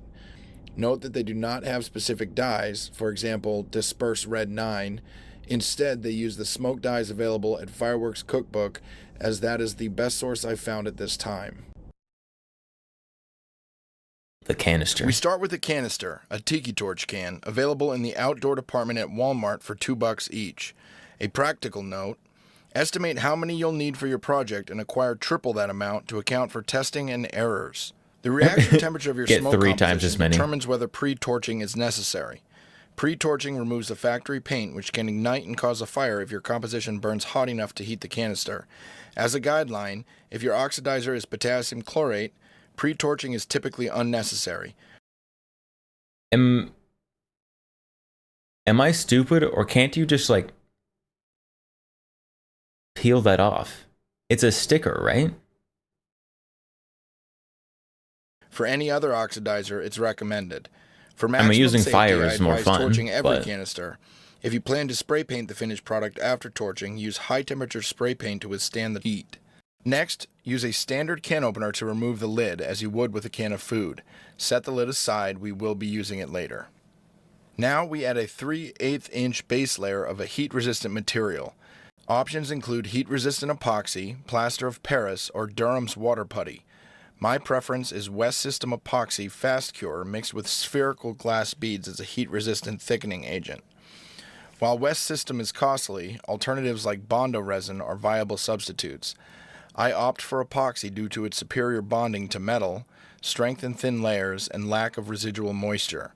Unlike add plaster of glass Paris beads. or Durham's, which can seep into the smoke composition and affect performance. What are we watching? This base layer We're watching a serves guy 6 make critical smoke. purposes. First, it provides headspace between the burning composition and the exit orifice, reducing the risk of flare-ups. Second, it But your maintains head the spacing, canister's right? flat bottom during compression of the powdered composition, ensuring a proper fit for the flutter valve and effective waterproofing. We're watching somebody Third, make it reinforces smoke the devices canister for against bursting entertainment from internal pressure. uses Fourth, only. it prevents deformation of the exit orifice Of under course. high heat and pressure. Fifth, it insulates the thin metal, lowering fire risk. Sixth, it enhances durability against drops onto hard surfaces. When loaded with the Doomsday composition, the device weighs 1 pound 7 ounces, and without this reinforcement, the rolled seam could separate if dropped or thrown. Fill the canister with your chosen smoke composition. As you fill, compress the Pretend powder this is incrementally. orange. I use a benchtop arbor press with a manual lever rated at 2,000 pounds. Oh, pizza. Though I I want question pizza. that specification. Fill to approximately 3/8 of an inch below the top rim.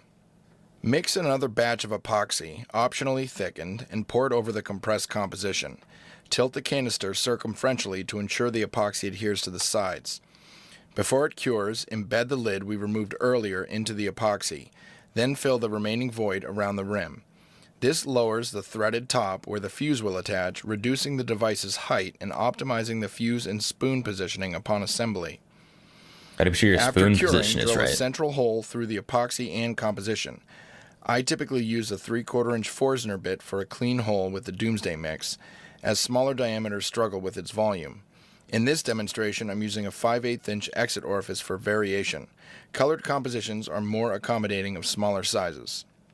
The next component is the helical igniter. Begin by cutting a 3-inch wide by 4-inch high This is piece of 1/4 inch pretty hardware screen. Roll intricate. it around a dowel, matching or slightly less than the diameter of your exit orifice to shape it. Then remove the dowel. Take just over a foot of fast-burning visco fuse and thread it through the mesh in a figure 8 pattern as shown.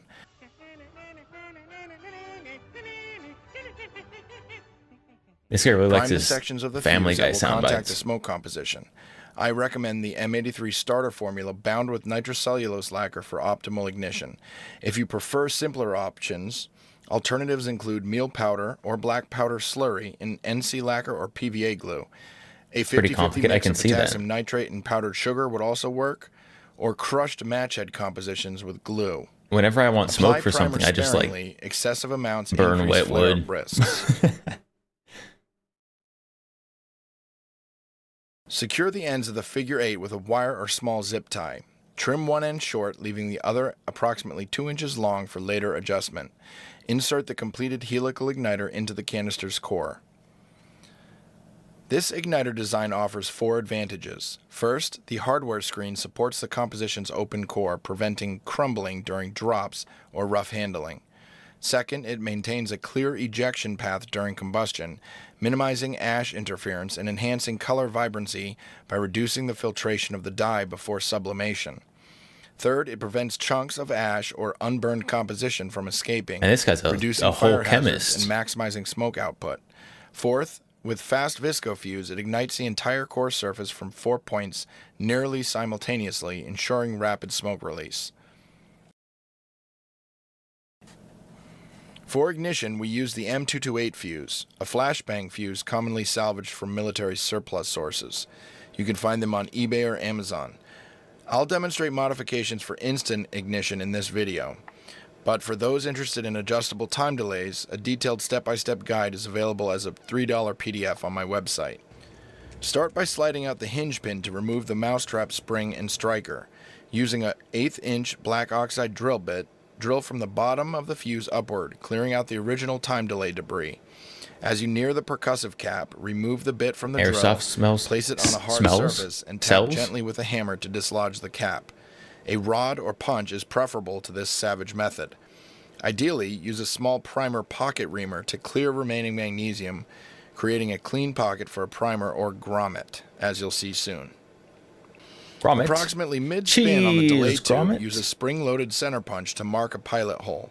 Then drill a 1/8 inch hole across the tube's diameter. This serves to ignite a perpendicular visco fuse in the primer method, which I'm going to show you next, or to vent excess gas in the other technique I'm going to show you.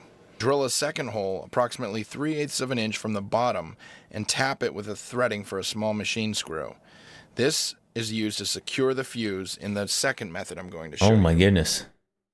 The first rearming method This uses is a primer. pretty With intricate. salvaged M228 fuses, mousetrap spring strength varies significantly. Across 8 dozen units from various sources, I found primers unreliable despite their simplicity. Install a small pistol primer and prime the midsection of a 1/8 inch visco fuse in contact with ignition gases. To do this, slice Pistol the fuse primers. lengthwise, extract the powder, mix it with NC lacquer or PVA glue, apply it to the fuse and let it dry. Insert the fuse and secure it with painter's tape as seen here.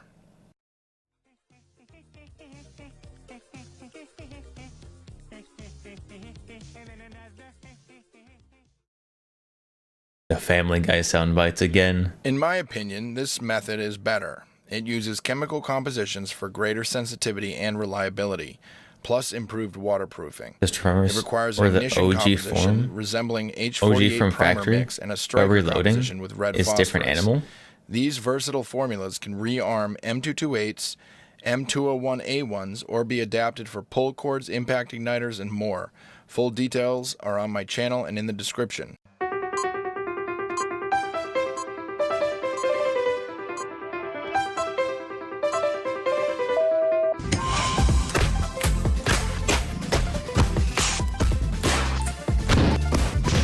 This guy really likes his pyrotechnics. Another one.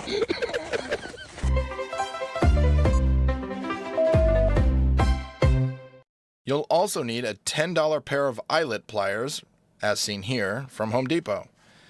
Cut a 3 to 4 inch length of 1/8 inch visco fuse. Partially compress an eyelet with the pliers to dilate the narrow end.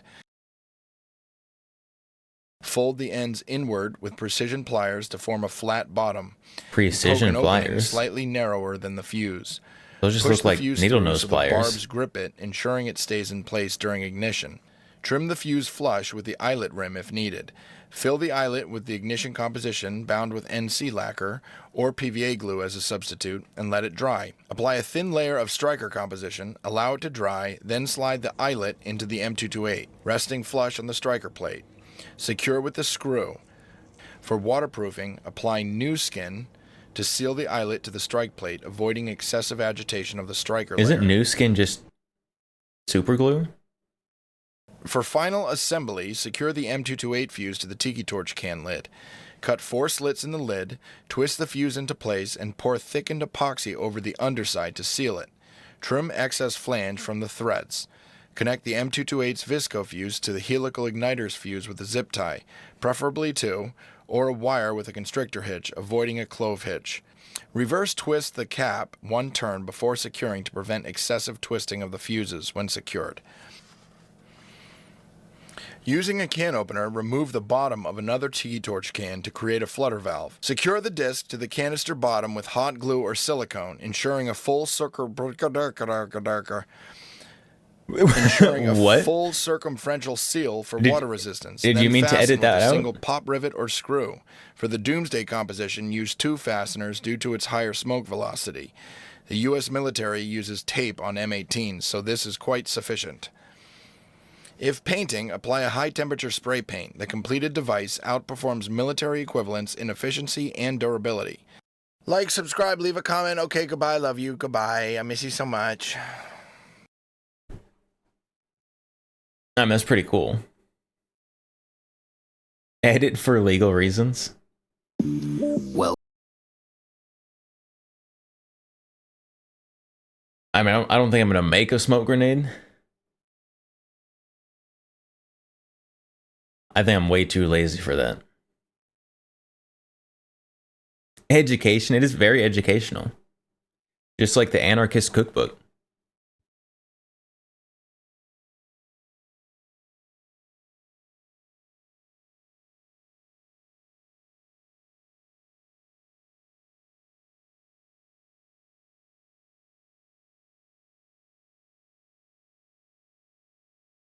This song? What about this song? Who sing? Rail. Here's the link. The link for the song. If you would like the song. I'm a big fan of the artist. Their stuff is pretty good. You think Otto? They're pretty similar to Otto. Same kind of genre.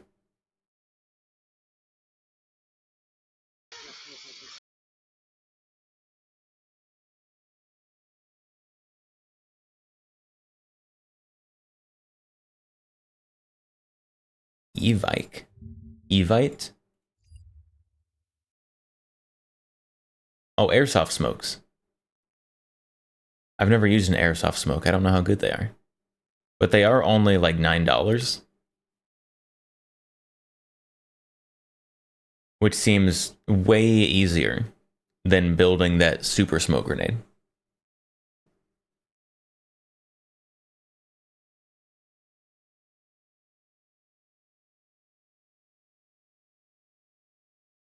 You locked a homeless person to a fence yesterday with handcuffs and stole $2. What? Huh?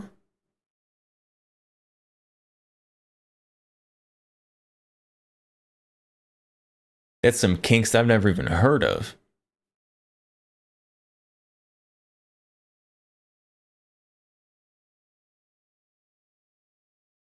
It better have been a $2 bill, not two $1 bills. Better not be a scrub stealing single dollar bills.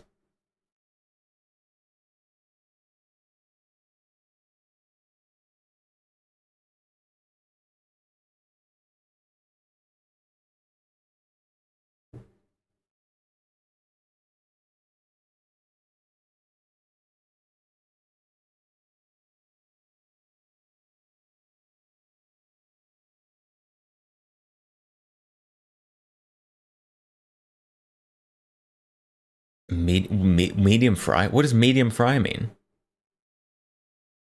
Is that like how well you fry your fried chicken? Like medium fry?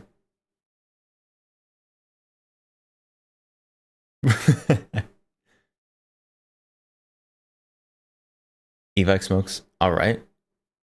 YouTube was way better. I mean, the YouTube one seemed very good.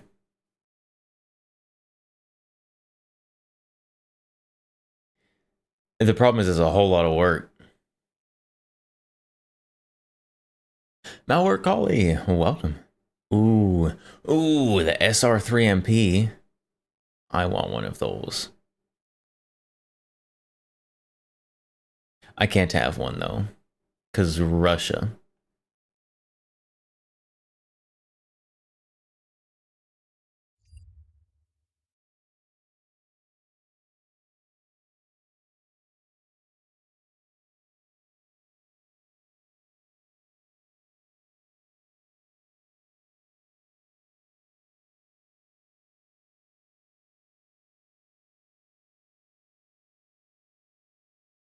SR2 is very nice. Yeah, the SR2 Verisec?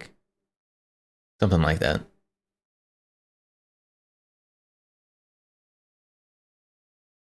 Now, there's so many cool Russian guns. But not enough specialty manufacturers to make all the weird cool stuff. And 9x21. Very good. Very good caliber. Just 9x19 in places where they can't have 9x19.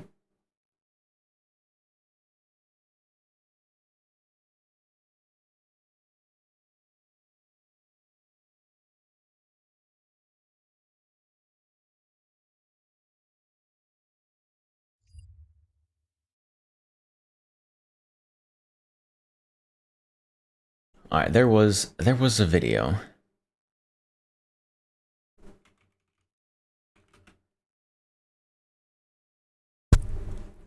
Oh, is my mic in a weird place today? I keep brushing it.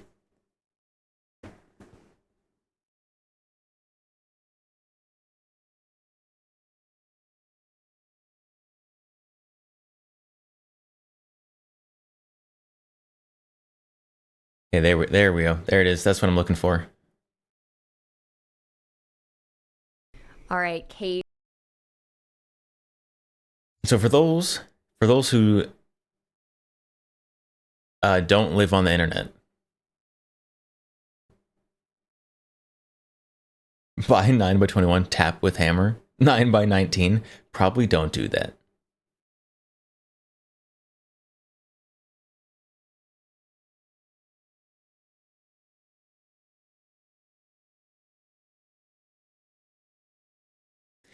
So, but for those who aren't terminally online, a bit ago, Amaranth streamer, internet personality, was involved in a home invasion / robbery / self-defense situation. And there was a lot of speculation about it and whether or not it was even real.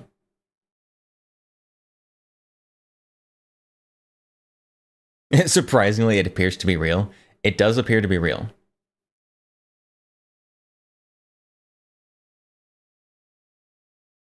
Okay, that butt is fair.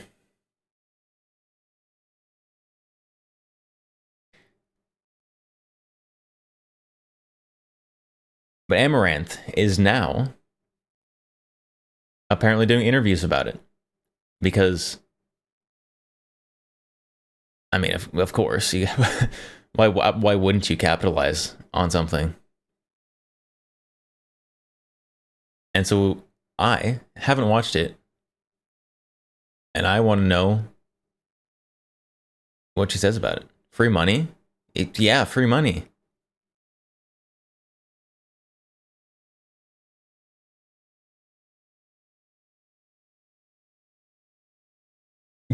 Capitalism, God's gift to humanity after the 1911. I'm pretty sure that was John Moses Browning, not God, for the 1911. Never heard of this guy? It's actually the lady.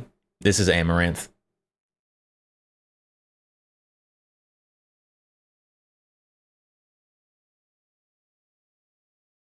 You don't care what she has to say about it? I don't know. I'm curious. I'm curious what her public-facing perspective is on the situation. And I'm going to be very critical of it. I'm going to be perfectly honest. Isn't Amaranth the one who lied about being robbed and abusive husband? Yeah, Amaranth definitely has been known in the past to create drama for clicks. Which is why much skepticism is needed.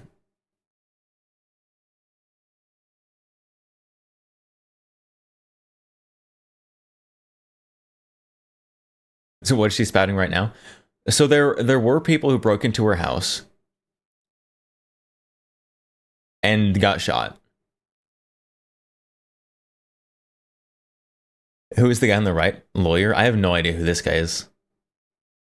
But this is some Fox interview. So possibly questionable quality anyways, because it's mainstream media. I sound like a conspiracy theorist. Allegedly. There's video. Like, she has the security camera video of her house getting broken into. And then you have audio of shots happening. And then the three guys run out, one of them being shot.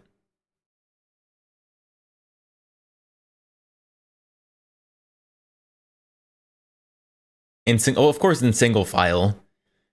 It's a doorway. You don't fit 3 people through a doorway sideways.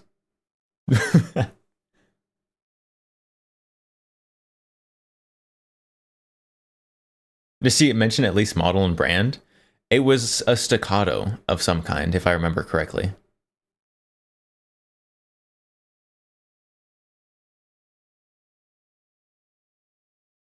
Why would robbers let her go on Twitter and tweet when she's being robbed? So the robbers were there in person to steal her crypto.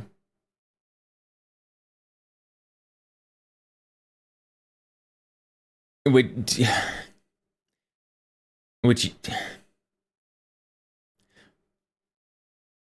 robbers aren't necessarily known for being geniuses. But if you're going to be stealing crypto, it is a digital thing. So her being on her phone does kind of make sense.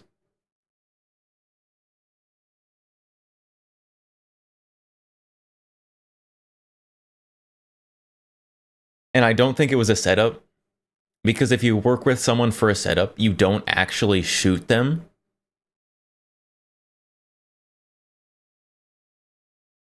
So, if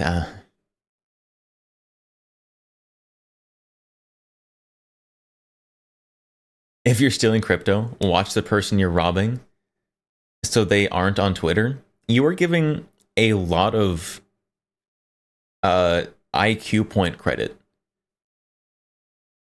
to people who are stealing cryptocurrency in person.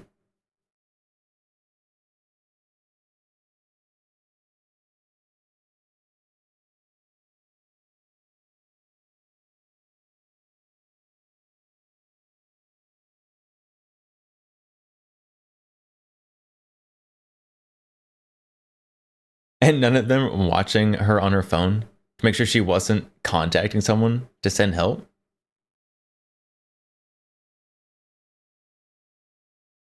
Most fake robbery you've ever heard. I don't think it was fake. There's too many things that seem wrong with it actually having been a setup. But I could be wrong. So we're gonna watch the interview to see if there's anything particularly fishy. All right, Kate, or Amaranth, as people know you online, you have such a large following, and you went through a really scary situation here in Houston where you live. What happened? It was about a week ago now, but we had a break-in, actually. I was going to bed early, and The dogs. I didn't see the dogs before. and he was staying up to take care of Maybe the animals. cats. And then I hear really loud bangs coming from beneath my bedroom, and I call him, and I say, "Did you hear that?" Those are definitely dogs. You cowards. The dogs are just like sitting back there watching. I mean, that's probably what my dog would do. I'm gonna be honest.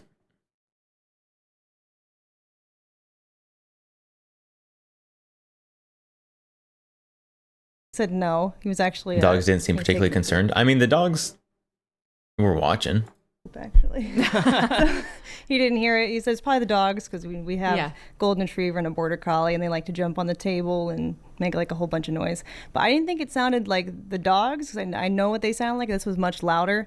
So I told him I was going to lock the door anyway, just to be safe for the bedroom and then the balcony doors that we have. And for him to call me when he wants to come in. Why would you let your dogs jump on the table? Yeah, she did just say golden retriever.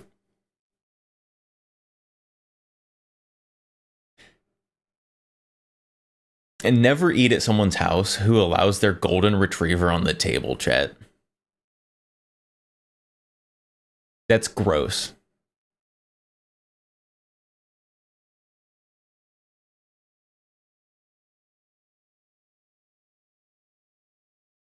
And so I try to go back to sleep, and then a few minutes later I hear more loud bangs at my door this time.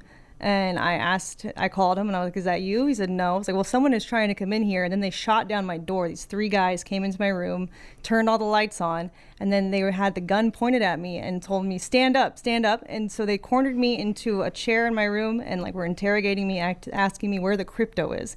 They said, where's the crypto, over and over. And I kept where's the crypto?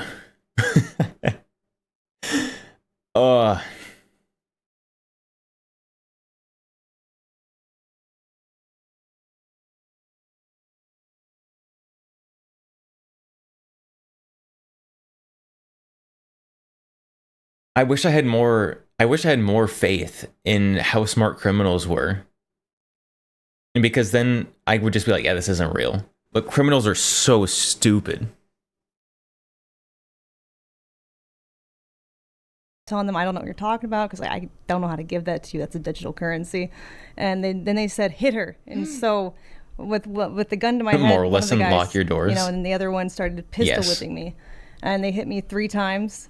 Luckily, though, since I took boxing training, actually like 2 years ago, I instinctively like defended myself. So my face is okay. I do have like a laceration on my head, but it's like in my hair, so you can't really notice it, luckily. But yeah, they hit me about 3 times.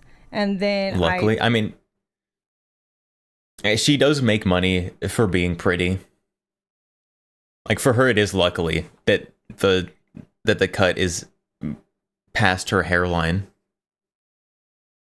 But her hand was beat up.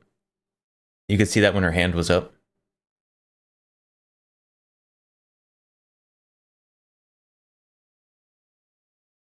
I figured out like they're not gonna reason. They're obviously crazy, because it's like I don't know what they're wanting from this. And I don't know what they're wanting. They're asking me for my crypto. I have a hunch. I have a hunch that I know what they want. And I decided to just pretend that I know where crypto is. And so I decided to lead them over to my husband, who was still on the phone with me this whole time. Yeah, she had it on speakerphone, so I heard all of that. And it gave me just like oh, that's her husband. A moment to kind of compose myself and then, you know, decide what to do. And like, you know, in that moment, things that the cliches are true. You know, you don't rise to the occasion, you fall back to your level of training or whatever. And so like I hear that on the phone, and like, you know, luckily I have my concealed carry firearm, you know, like close by. And so this is the guy who was abusing her, allegedly. Yeah, so the whole reason that people are questioning whether or not this is real or not is because Amaranth has an unfortunate history of creating false drama for clicks. And I think that's one of them. She's on her phone with her husband, who was in the house. She was on her phone with her husband, who was on their property. Keep in mind, Amaranth is one of the, like, biggest streamers there is. It's not like she's living in, like, a typical, like, suburban, like, 1 or 2 story house. Like, they had to, like, cross the property outside to get to a different building that he was in.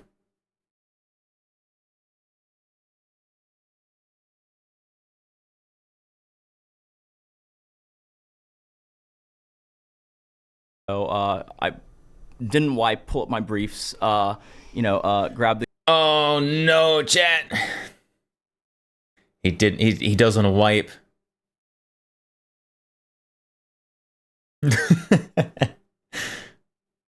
Gun, and then luckily I'm kind of an over preparer, so I have this like vest, Kevlar vest, by the door, and I slip that on, and I'm running across, and she's still on speakerphone, and I can hear that like she's convinced them to kind of start looking for this crypto and I guess cold storage device, and like luckily our entire complex is laced with Why does he have a Kevlar vest? Because they're rich people. And if I had a bunch of money, I also would have a vest. I'll be honest, I almost have bought armor, and I'm not particularly rich.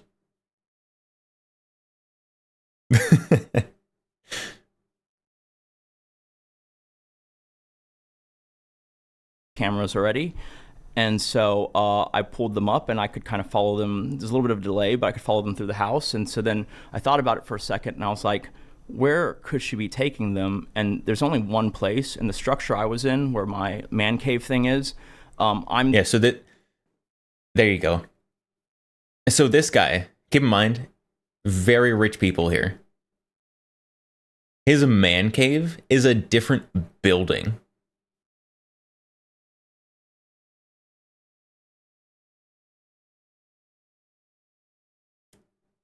I wish I had that much money.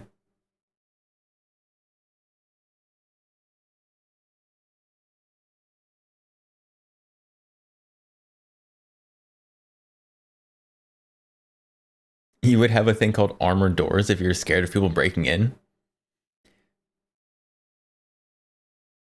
I definitely would get a vest or a plate carrier before I got armored doors.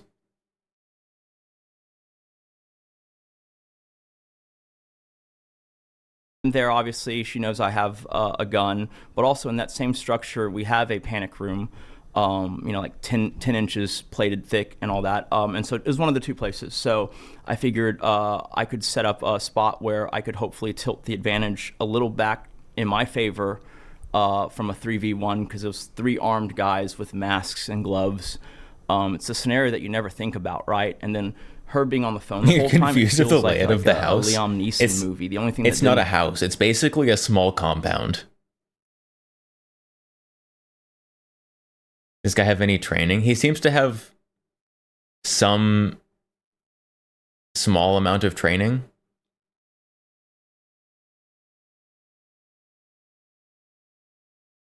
Man cave that has cameras of the property where his wife films her content. Highest quality cuck shed. You're not wrong. Why do these people have a compound? Because they're rich people.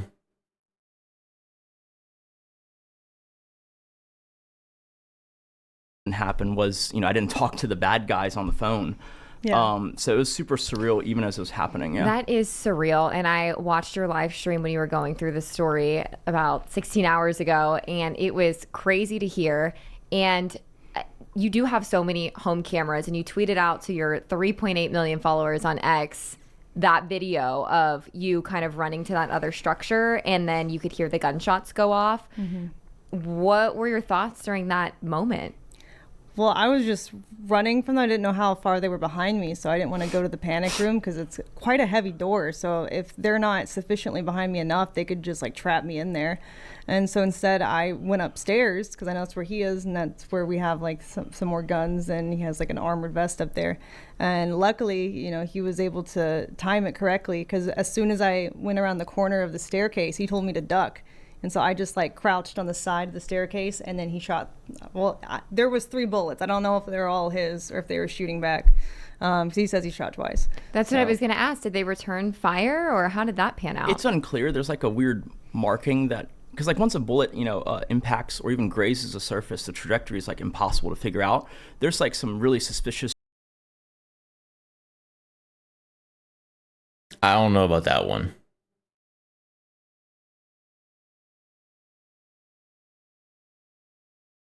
And this is in California? Oh, this is not. This is in... They live in the, like, Houston area. This is not California. Ads, we do got ads. Why do you get the sense that the interview is one of Amaranth's colleagues? She probably knows lots of people in the media. Like, the news places definitely would want to interview her. And so she probably got to have a little bit of say in who is doing the interview.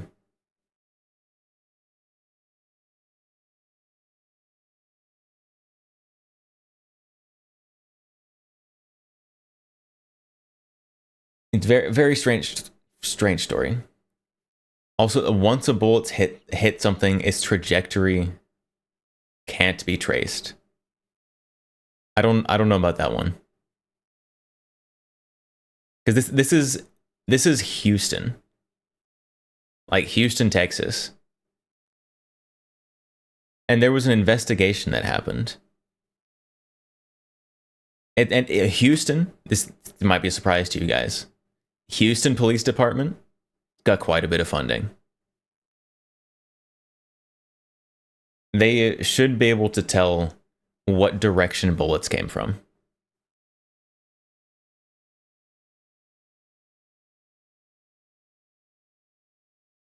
Have people in police departments whose entire job is track bullet trajectories, and they're very good at it.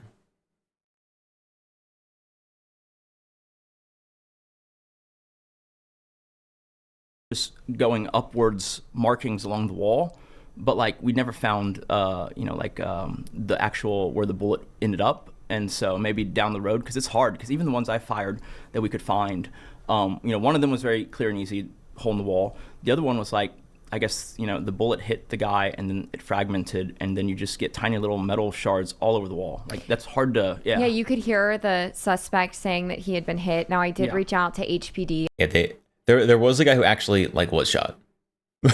Like, blood splattered on the wall.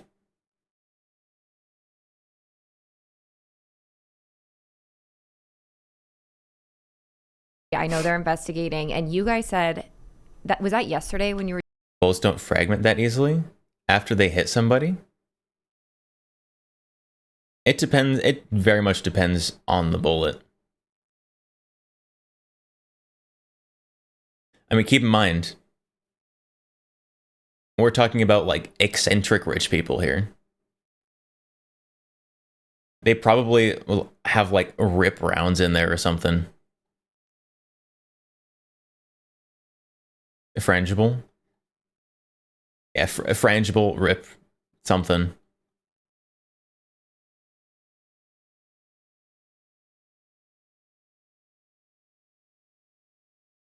There are definitely bullet types that would break apart.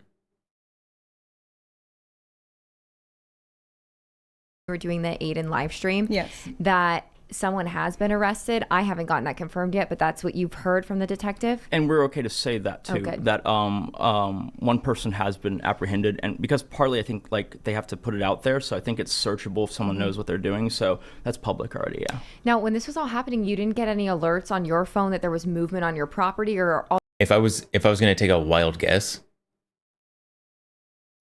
I would guess it was the guy who got shot. Who was arrested.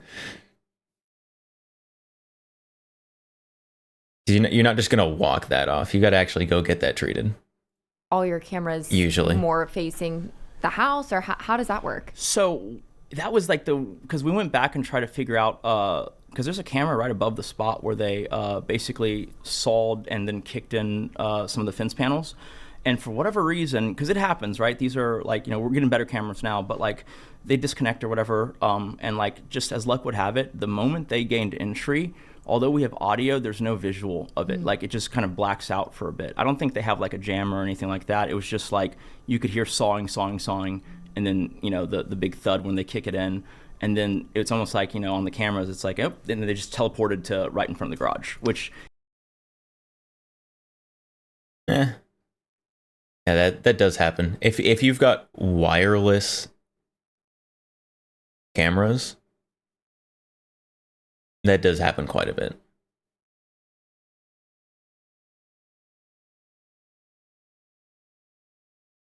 If you get shot, you're gonna need either an in-house surgeon who does this for a living, to not get police involved. But you doubt these criminals have that? Yeah. Why would you keep cameras that black out? If you were rich, that wouldn't be happening. I mean, nobody like actually expects a break-in to happen. So like if your cameras work fine, like most of the time, every now and then have a little glitch. Like it's not ideal, but like I can kind of understand it.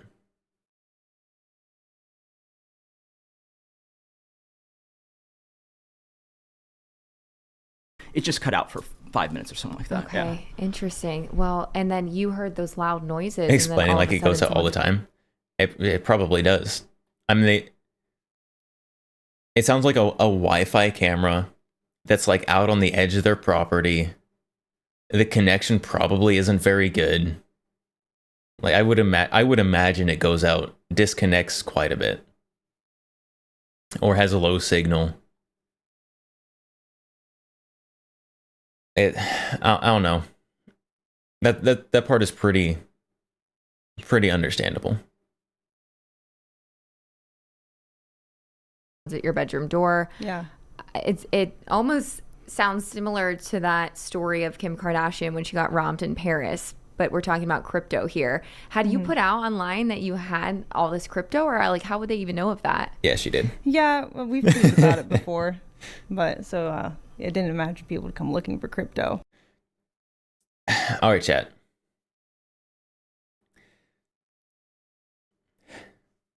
Chat, if there's any of you who currently have, or at some point in the future have, ridiculous amounts of rich people money, don't post on social media about it.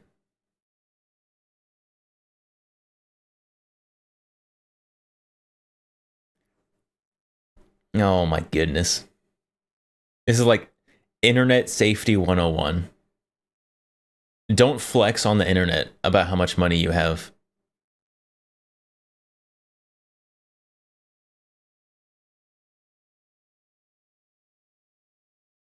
To be fair, it's completely digital currency. So thinking someone dumb enough to think they can find it isn't something you do. Yeah, these criminals were not the brightest buttons. Right, because it's like of all the things to want to steal, there's computers everywhere, there's nice cars, they want the crypto. So they didn't go after anything else, they just wanted the crypto. Yeah, that's what they said, yeah. I mean, to be fair, they did flex like 20 million in crypto or something.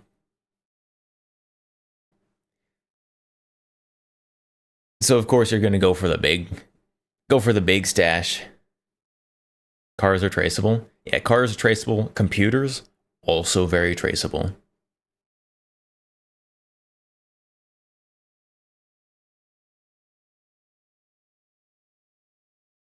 How crazy. What do you say to people who are public figures who put themselves out online? Because this was so scary, and it's interesting that they could find where you live and track you down like that. What's your message?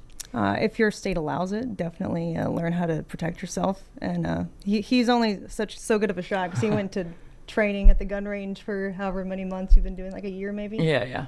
So just over a year, yeah. Wow. I mean, there's people How that often does he go have followed the you for a last while, year? and they weren't even aware that you live in Texas. I know that. Have you been super public where you live? Yeah, I have. Have you? Okay. Yeah. What counts as training? Yeah, that What is about for a those good followers question. who are saying that this was staged and that this was all a plot for views? That's crazy. Some guy's shot. He has, one of them has been arrested. So it's like, it's clearly not. Like I had wounds. It trains for a year, only hits one person in a fatal funnel. Yeah, I don't know what kind of training he's doing. He could be like going to the range like once every other month and shooting a box of 50. at like a silhouette target 5 yards away. Which is not ideal training for an actual situation. Medical records. So like to say that it's fake is just brain rot, I think, at this point. And how are you doing in your recovery process, both mentally and physically? We are definitely upping security, looking to get some definite guard dogs because my golden retriever did not help with the situation. Retrievers, very good dogs, But, not great guard dogs. Yeah, I think we're just trying to take it day by day. We're both thankful to be here still, and it could have been a lot worse for sure. Wow. So that's so scary. I'm so glad that you came and shared your story. Is there anything else that either of you would like to add about this whole situation panning out? I can add something, which is like a lot of people think like who fired the shot is like who saved the day, but I've always said, and I still say that like I credit her with saving both of our lives, because if I, Okay, let's hear him out. think about me being in her shoes, laying in bed, the door gets kicked in, shot in, whatever, and then, she gets put in a corner in a chair, and then they just start hitting her. Like, if I was in that position, I don't know if I'd be clear thinking enough to be like, okay, what do they want? Okay, this is what they want. Okay, I'm going to tell them I can get them this, and then I'm going to calmly lead them through the house, and also I'm on speakerphone so that... Okay, I don't know about calmly leading them. Even if somehow this was a setup, it did not look calm. Either, I have time to call the police and or get ready, or both, right? And then lead them, kind of to me in a way that like is very plainly visible and knowable to Why me, is there a right? chair in the corner? Come on. Come on, we all know why there's a chair in the corner.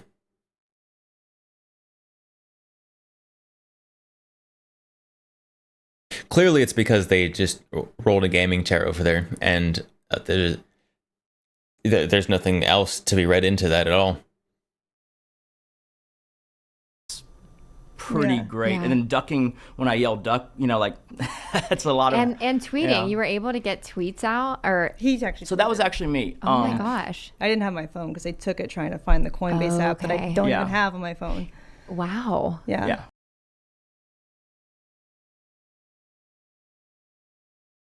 Okay, so he tweeted out.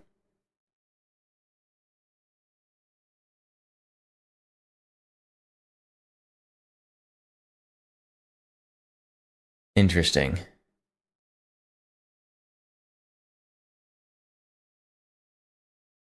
How did she hear him say duck and know what he meant in a stressful situation? I feel like that saying duck is a pretty clear command, especially if you're purposely trying to go towards someone.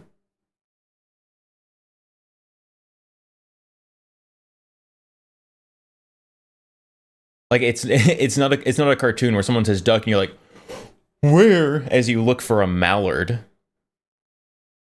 Like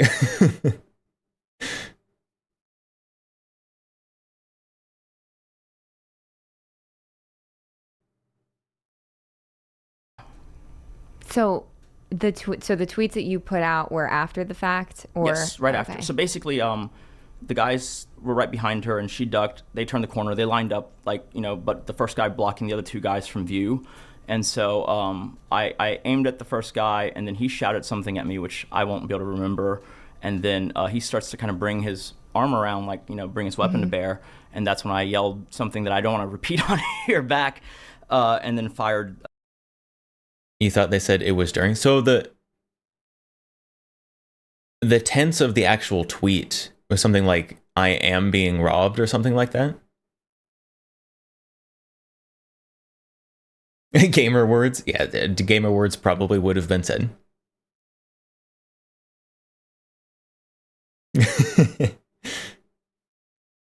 Repeat on here back, and then fire. He probably said some slurs in a stressful situation. 2 or 3 shots depending on how you do the events, and then you could tell the guy got hit because he kind of stumbled back, and then his friends grabbed him and they all ran. And then I had a choice where I could give chase or I could pull her up to safety. And so I grabbed her, pulled her up, locked the door, told her to hide in the room, and then I stood guard behind the door. But at that point, I'd already called the cops, right? And we got disconnected sometime during the firefight. And so it was like our biggest fear is that because she gets swatted a lot, which means like people. If you don't know the amount, how many bullets you fired, count the amount in the magazine. That is not how it works at the moment in a situation. Like in a situation, you don't stop and count your bullets. After the situation,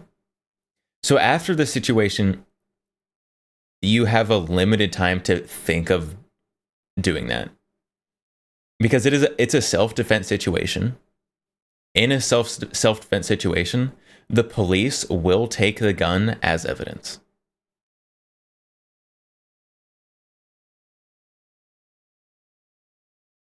And so, not knowing how many bullets you fired,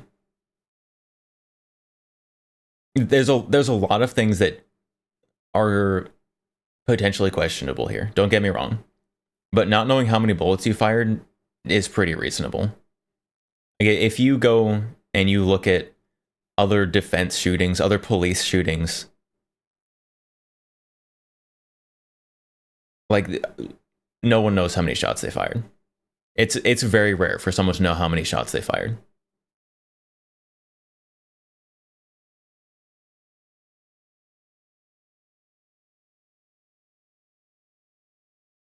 You don't know though? If they had been swatted, shouldn't they have the police on speed dial? I mean, so if they had the police on speed dial, they call them like right after the guys take off out through the door. The police response, like the fastest police response is probably going to be like 10 minutes. Like there's the saying, when seconds count, the police are minutes away.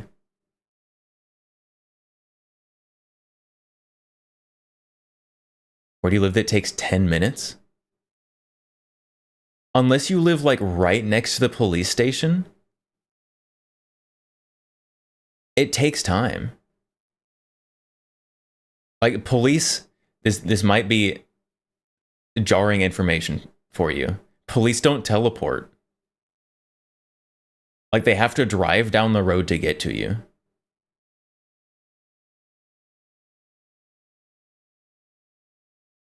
Like open up Google Maps and be like, how far away is the police station?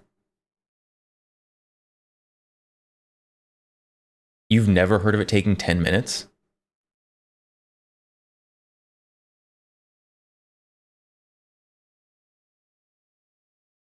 It takes time.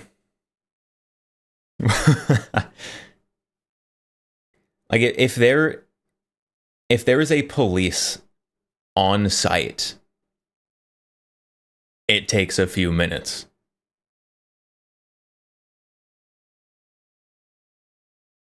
Like you can look at like real life situations. This is the example I use often. So there was a shooting. There was a shooting in Allen, Texas. Extreme situation. Shooting at a mall in Allen, Texas. There was a policeman in the mall where the shooting was taking place. It still took him a few minutes to respond.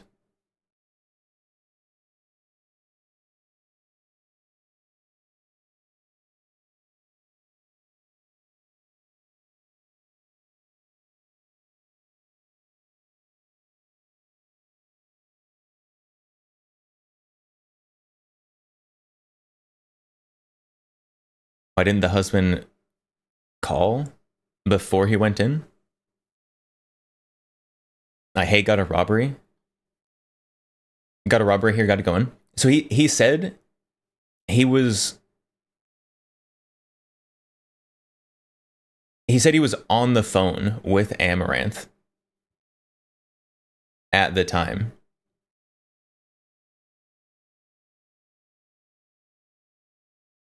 So like he was on the phone with her. They took the phone. It didn't hang up. And so like he was listening to them. You can't make 2 phone calls at the same time. I guess you could add the police to the group call.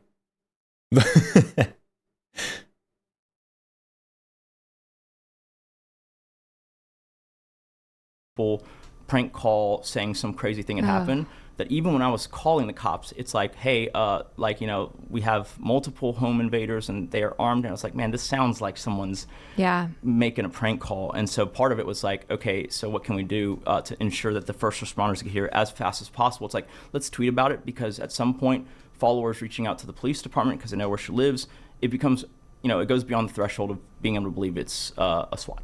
Wow. So that was the whole idea, and then I called them again right after the tweeting. Oh my gosh. Yeah. Well, it's a good thing that you knew how to use your... Did they just... Hold on. What? Possible. It's like, let's tweet about it, because at some point, that even when I was calling the cops, it's like... And so it's like, our biggest fear is that because she gets swatted a lot, which means like people prank call saying some crazy thing had happened, that even when I was calling the cops, it's like, hey, like, you know, we have multiple home invaders and they are armed. And I was like, man, this sounds like someone's making a prank call. And even if they think it's a prank call, they're going to respond. Oh yeah, police still have to respond to prank calls. But if you think something's a prank call, you're not going to be responding urgently.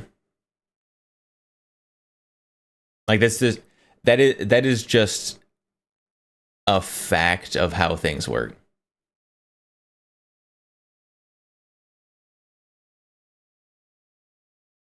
And so part of it was like, okay, so what can we do to ensure that the first responders get here as fast as possible? Saying your followers will do it quicker.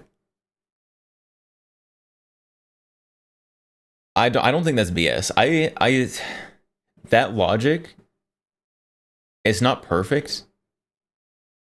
But like if you're a police department and you get a call, you're like, there's a home invasion at this place that gets swatted all the time. You're like, okay, well, we'll send someone there.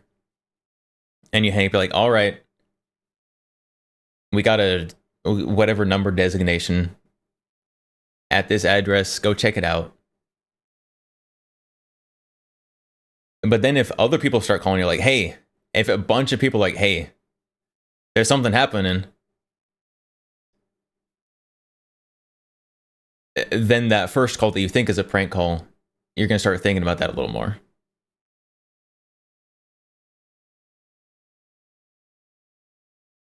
Either way, it's a dangerous way to do things that could have gotten other people hurt or killed. Unless they're saying they wanted people to call. I mean, I don't think they were trying to summon a militia.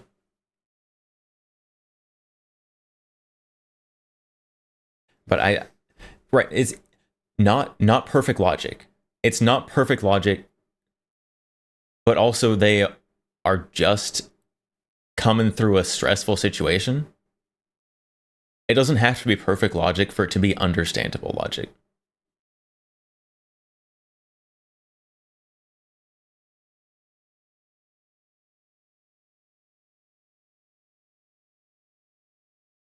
Possible. It's like, let's tweet about it, because at some point, followers reaching out to the police department because they know where she lives, it becomes, you know, it goes beyond the threshold of being able to believe it's a SWAT. Wow. So that was the whole idea, and then I called them again right after the tweeting. Oh my gosh. Yeah. Well, it's a good thing that you knew how to use your gun quickly and you were able to think under pressure like that, or we could be talking about a completely different story. Definitely. Wow. Well, thanks so much for being strong enough and brave enough for coming on Fox 26 and sharing your story. I think that a lot of people are going to be interested in hearing this firsthand account. It'd be an interesting it really conversation. sounds like a movie. Yeah, it feels like a movie. Like I sometimes wake up and I'm like, did that really happen? But you know, the bullet holes are still on our wall and his blood is still on the wall too. So I guess it did happen, you know. And we have the video footage and everything still. My gosh. Okay, they hope that you can recover fully. I don't know how you would ever recover fully from something like this, but I'll be thinking of you guys and praying for your safety. Thank you. Appreciate it. Thank you guys. Very, very interesting. I don't think it was faked. If it was faked, I'm gonna be honest, chat. If it was faked, the story would make more sense. If that makes sense.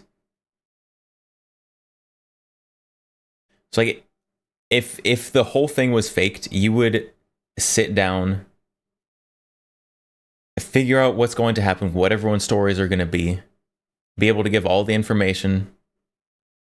But if it's actually like a stressful like situation, like your decision making is not going to be perfect.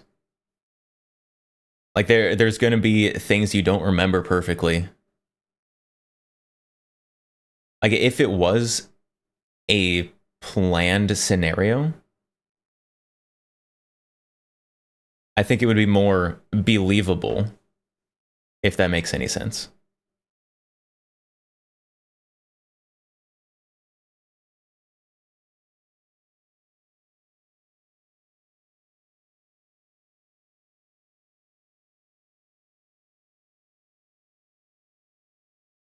Colleen did an interview with them.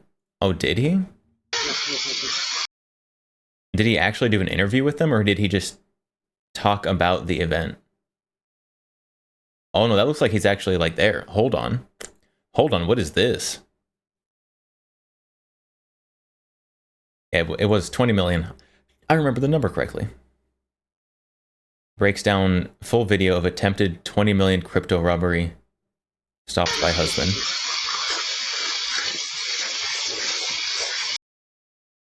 Oh, this is a different camera angle than I've seen before. So this is them coming across some part of the property near a pool.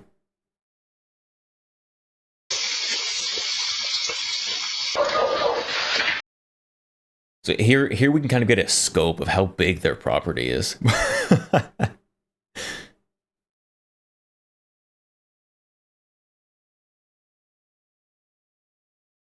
They have a spiral staircase outdoors. Why do rich people have those stupid cars? It's a good question. You should ask the rich people. Because I wish I was rich enough to have those cars.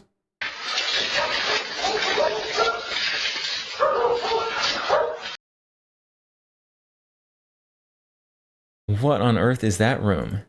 Like some kind of garage? Just... They've got a hoarder garage.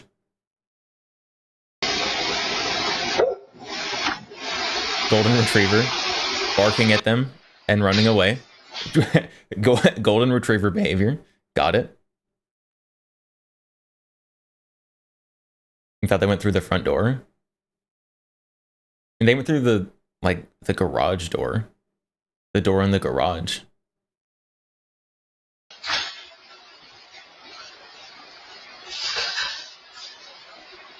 You think they'd have indoor cameras? What? This is an indoor camera. The place is a mess. Yeah, standard streamer cleaning.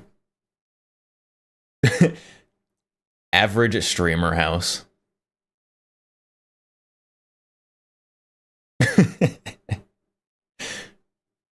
If this was staged, they would have cleaned beforehand.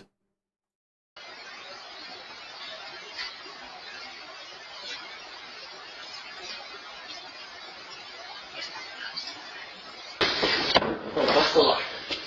Bust the locks. Here. Here. Nigga, we're already in. Look. We're already here. The camera right there, we're already in. Just do it. Oh. This ain't this. People are rich, own a mansion, don't hire a cleaner. It's more common than you would think. Have you seen Asmongold? Goodness sakes. didn't sound like a gunshot. That definitely sounded like a CCTV gunshot.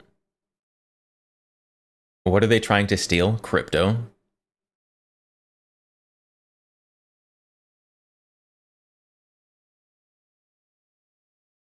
Why didn't they shoot the camera like you would expect them to? Because it's not a spy movie.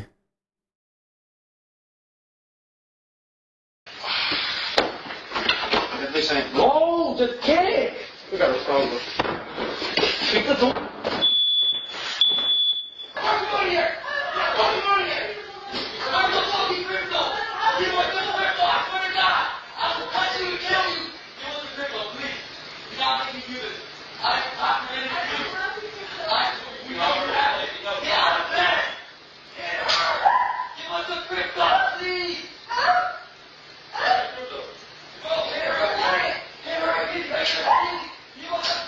Man.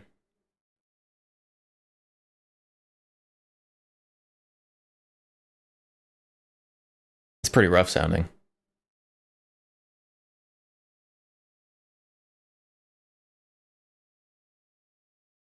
Spray paint the camera. Yeah, nothing as useful as walking right up to a camera so we can see your face and spray painting it.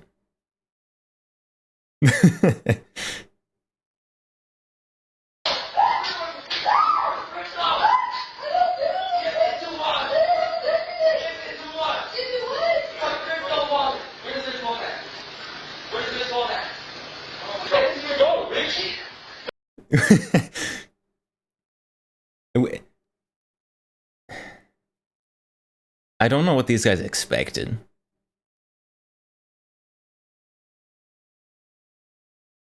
Notice how she stayed quiet?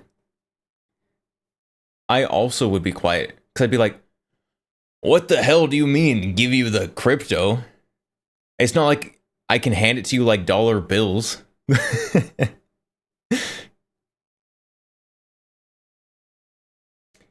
I would be so confused. Go now, hurry up. Hurry. Go, keep going, keep going, hurry. Please hurry. All right, please hurry. Okay. Please hurry. It's in the pool. Oh, stop playing. No, it's across the way. Stop playing. It's across the way. Go. Okay, let's go. Hey, she had a camera. I thought she had red hair. Wait, she does have red hair. That's definitely red hair.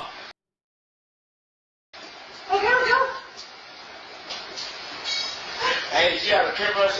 I'm taking her phone. Just take her phone. Hurry up. Come on. What is that noise? Come in here. It's in here. I'm so sorry. Come on. Go. If they have her phone? If they have her phone, why wouldn't you notice the call? Hey, keep in mind, these guys are in person stealing a digital currency. I don't think their technological literacy is very high.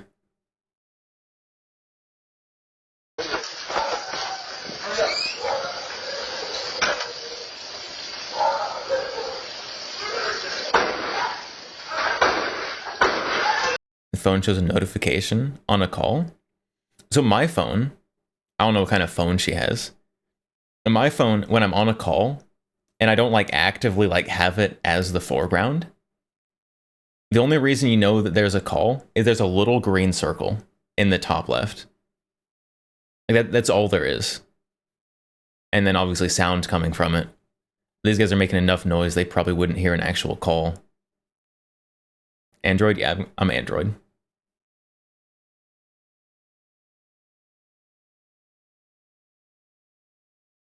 A bip in the screen? You can sleep the phone? Yeah.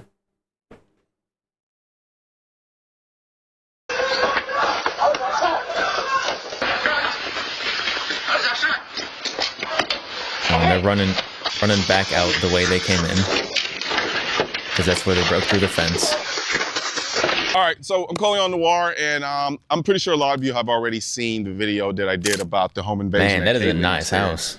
And also, and they got solar panels and everything.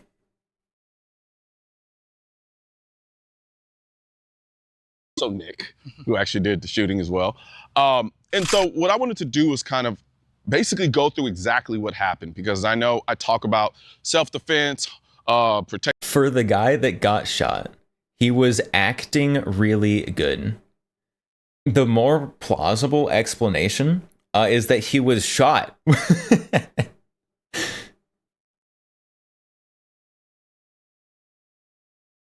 Most people get shot don't act like that.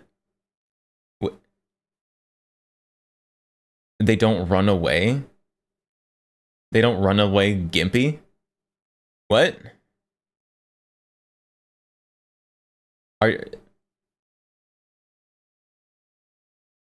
Have you watched a lot of people get shot? Protecting your home, so forth and so on, but we don't always get the perspective of the people who actually lived through it. And so what I want to be able to do is actually walk through There's what no happened. cameras in the building with a man cave. I don't know, if I had a man cave, I wouldn't want cameras. What if I have to do something sus in there? I don't want it recorded. There also weren't any cameras in her room.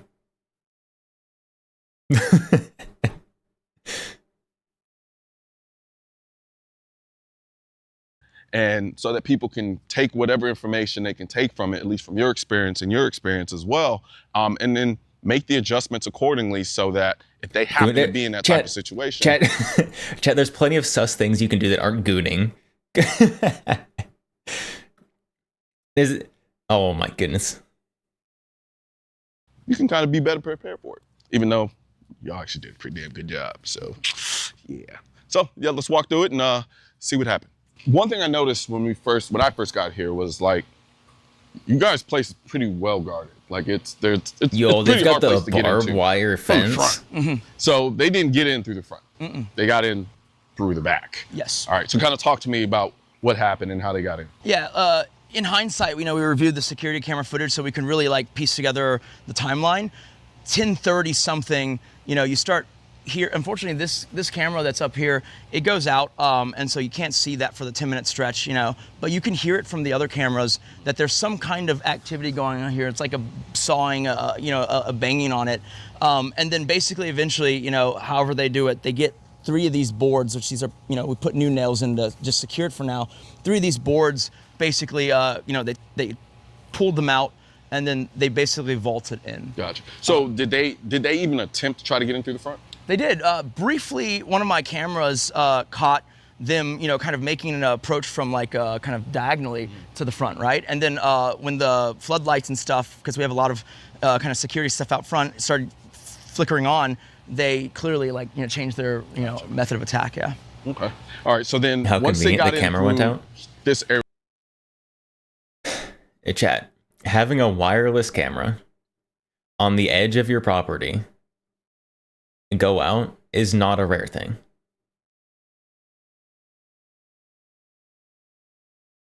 It's something that's not ideal, but that's not a surprising thing. Area here, what happens next? They basically march straight across towards where the patio is, and usually the curtains are opened out, especially at night. And they see the dogs, and you can see that they optically opt to go through the garage to hopefully avoid the dogs, it seems. Gotcha. Okay, so I can see, so this is the garage area right here, right? Yeah. All right, because even my mind now, with the knowledge I have, if I kind of walked in and saw that, I would have thought. That's a garage? Rich people are crazy, chat. That's a garage? That's the nicest looking garage I've ever seen. They've got windows and stuff on it? That was the interior of the house. Yeah. Yeah. But so basically they come here and then they see the dogs. The dogs are right at the thing looking at them, right? And on the other side of this barrier. Gotcha. Because that barrier is there, the curtains are not there. Gotcha. Right? Okay. They're drawn. And then so the dogs are just here looking. Princess is barking a little bit. Okay, so they've got the yard sectioned off into various sections, and the dogs were in one section. And they tried to go through the garage to avoid the dogs in that section, but the dogs were cowards anyway, so it doesn't even matter. But they're not really it's oh, weird, there's strangers here, but they're here to play or whatever. Then they optically go here, and that's Golden when it gets a retriever little behavior. comedic in that, like, this is always unlocked, which, like this glass door. And so instead of checking it whatsoever, they just instantly go to smashing, in the glass, and They then just slid it open. Yeah. And then suddenly They didn't even try. They didn't even try to slide it open. They just. They just went for the thing, right? And then in here we have a bunch of They smashed the glass we door entertain that our was nieces and unlocked. nephews a bunch, and so there's a lot of kids' toys and just random doodads, and it's very cluttered. And so then there's this comical thing because there's a camera in there also of like they just are falling over things. It's dark. They're tripping over. Chat, I just noticed they've got the like little tiny like the kids size like Cybertruck here. Those things are so stupid. For everything, they're swimming through this trash basically. Okay, yeah, that would have flustered the shit out of me. I'm not gonna lie. Oh, okay, all right. Yeah. So they're tripping all over, and then like you can see they finally make it to the door, and they're thinking, I'm assuming hoarders. that Oh, it must my be goodness. okay. Now we're gonna get in the house, and they open it, and now they're facing the two dogs on the patio because this is a detached garage. Yeah. Gotcha. Okay, that's hilarious as shit, and that's on video. Yeah. At this point, we're gonna cut to you and where you were at this time. So I was that is laying in so bed, much and the stuff. 3 guys come in this hallway after they bust down the door, and then they turn all the lights on. They tell me they. They Okay. I'm just like, what is happening? Criminal masterminds, chat. At this point, I already have Nick on the phone because as I was laying here, right, I went to bed early. He was still in his man cave across the driveway. I put on my sleeping mask, and about like maybe 2 minutes after I did that, I hear really loud bangs coming from beneath this. I guess that was them breaking the glass door. Gotcha, okay. But I didn't know that at the time. Oh, okay, all right. Yes, Makes I sense know now. what's happening. Yeah. I just hear really loud crashing sounds, and I call Nick and I ask if he heard that. He says, no, it's probably the dogs, because our dogs will jump on the table and the crates on the patio and make noise. But I felt like it was way too Golden loud for retriever dogs. allowed on the And table so is I told wild. him, well, I'm going to lock the doors anyways. If you want to come in later, call me, because I'll probably be asleep. And I went and locked this door, and then I locked my bedroom door over there, and I try to lay back down. And then a few minutes later, I hear even louder bangs coming from that door, and then some shots, because they were trying to shoot it open. And then they finally kicked it in, crashed, and that's when the 3 of them entered and turned on the lights. And so at this point, they're pointing guns at me, telling me to stand up. And so I come over here, as they're like coming at me with the guns pointed at me, and I sit in this chair, and one of them has the gun pointed at my So head. they sat you on the chair. Or you sat you. I they sat just- on the chair. Okay, gotcha. Because they said, Well, that's definitely a cuck chair. I was trying to be generous earlier when I was like, yeah, they rolled a gamer chair into the corner. That's not what that is. stand up, but if they're coming this way, I don't really have anywhere else to go, Gotcha. right? And one of them has the gun pointed at my head, and the other one is asking where the crypto is, and he can hear all this too. Because it's going Yeah, on. relationally, I don't know where the phone is, but like I can hear, this. Yeah. Gotcha. So okay, so where was the phone at the time when? At first, I had it when I sat down initially, but as he was asking where's the crypto, and I said I don't have it, he took my phone and then told me to unlock it for him, and then I guess he was looking for the Coinbase app, which I don't even have on my phone. Gotcha. And so when he didn't find that, he asked again, where's the crypto? And I said, I don't have it, it's not here.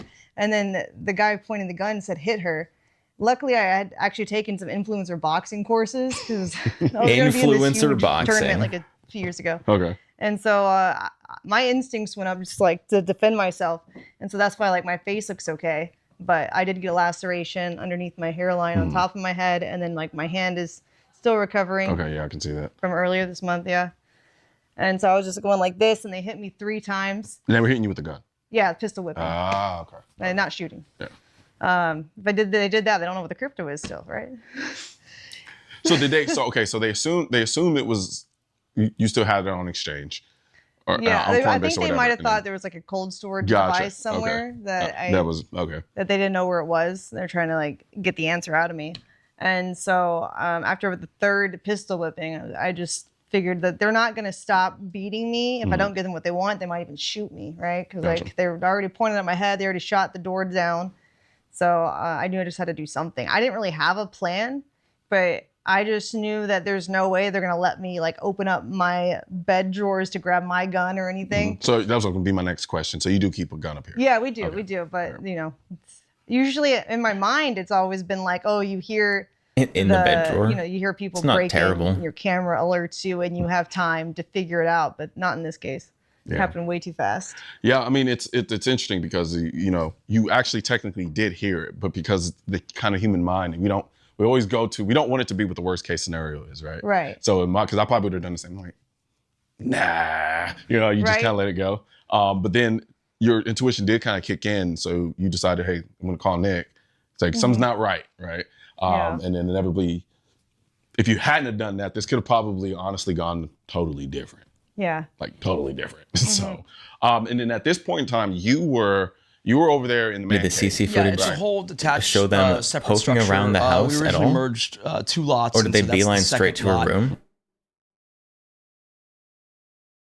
I mean, when they got into like the main house area, they like walked a circle around like their like living room, kitchen, super room a little bit before they found the stairs.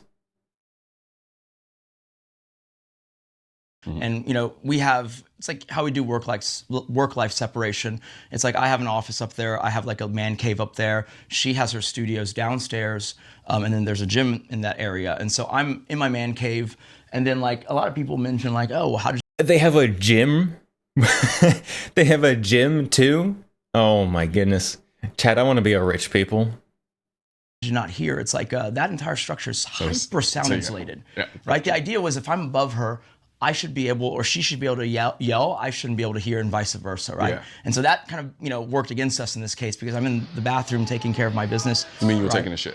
Yes, absolutely. Yeah. Okay. Yeah. No. If we can say that, then we'll go with that. Yeah. I was taking a shit. And then like I'll be she as called big me as back Leaf one day. within 2 minutes, right? So it's like I don't know what, like 10. We'll see. 8:49 p.m. Okay. And then, I pick up, I just finished, the thing, and then it's on speakerphone, and then I hear the thing play out like instantly, right? Gotcha. Like it really felt like the whole Taken thing, except I didn't speak to the bad guy on the phone. Is there any difference? Yeah. Right. So at this point, finish off where you were when they had you here, gun to your head, they were beating you, they pistol whipping you with your gun or whatnot. All right, so then what happens from there?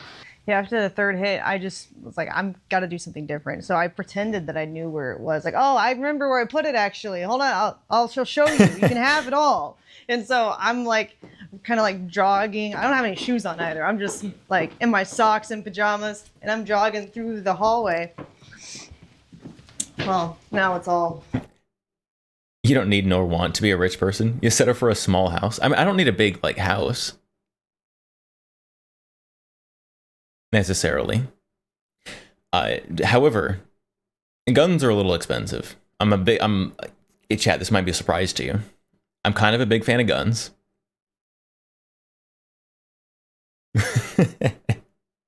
And those are expensive.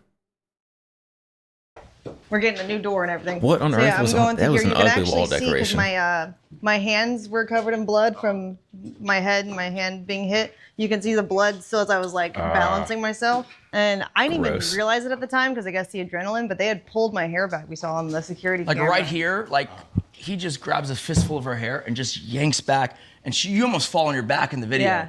And like she doesn't remember that in the moment because whatever, but that's what me and Jacob saw looking at the footage, like just right after the thing. Yeah. Gotcha. Yeah. And so I'm leading them across here.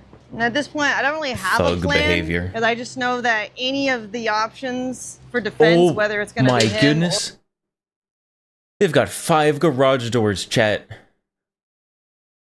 And their cars are parked outside. or the panic room are in this other building. Okay, so this is the building. And I don't actually know how close they are behind me because I wasn't looking back at all. And so you were kind of like at a jog trot. Yeah. One of them was close. As much as you can do in The other video. 2 are slow pokes. And so I know that this panic room that we have, the door historically, every time I try to open and close it, is very heavy. And I just don't know if I have time with 3 of them chasing me to actually close it effectively before they just push it against me. Oh my, they have And so so I decided I'm much just gonna run up here. stuff. So now we're back in your world. Yeah, yeah. Oh so my basically, goodness. on the phone during the call where I'm still hearing most of everything, I've, at this point, put up my briefs, didn't wipe. I have a plate carrier by the door. I'm a little bit of an over prepper, and so I slipped that on. You want to know what piece the rubber had? Boy, was shiny. I was some like chromed out or like stainless pistol. Could have been a revolver. I type in a little thing into my little, gun safe thing, like just for a handgun, right? So, did you get it right the first time? The code? I honestly don't remember. Okay. But, so I have a really dumb code that you can't really mess. It's like the same number. Gotcha. 1, 2, 3, 4. Fair enough. And the reason I asked that is for my own personal, because my safe code is 111. It's not. But if you need to get into it, if you need to get into a safe really fast, it's good code. 5555. sometimes I'm in a situation where if I have a gun in my safe like that, is the adrenaline going to cause me to kind of fuck up the first time and then kind of go back? Because it can be a little kind of hard to do that. So that's why I asked. Yeah. And so I knew right then that, like, unfortunately, most of my guns are locked away. I have my concealed carry, 9mm handgun, and then I also have a shotgun. But because I know, hearing that they're, hitting her and are clearly close in proximity, I know that the shotgun isn't going to be the thing. So I slip on the plate carrier, I take the gun out of the locker after I press the code, and I'm running down here and I run to this door. By the time I get to this door, having enough time to put a plate carrier on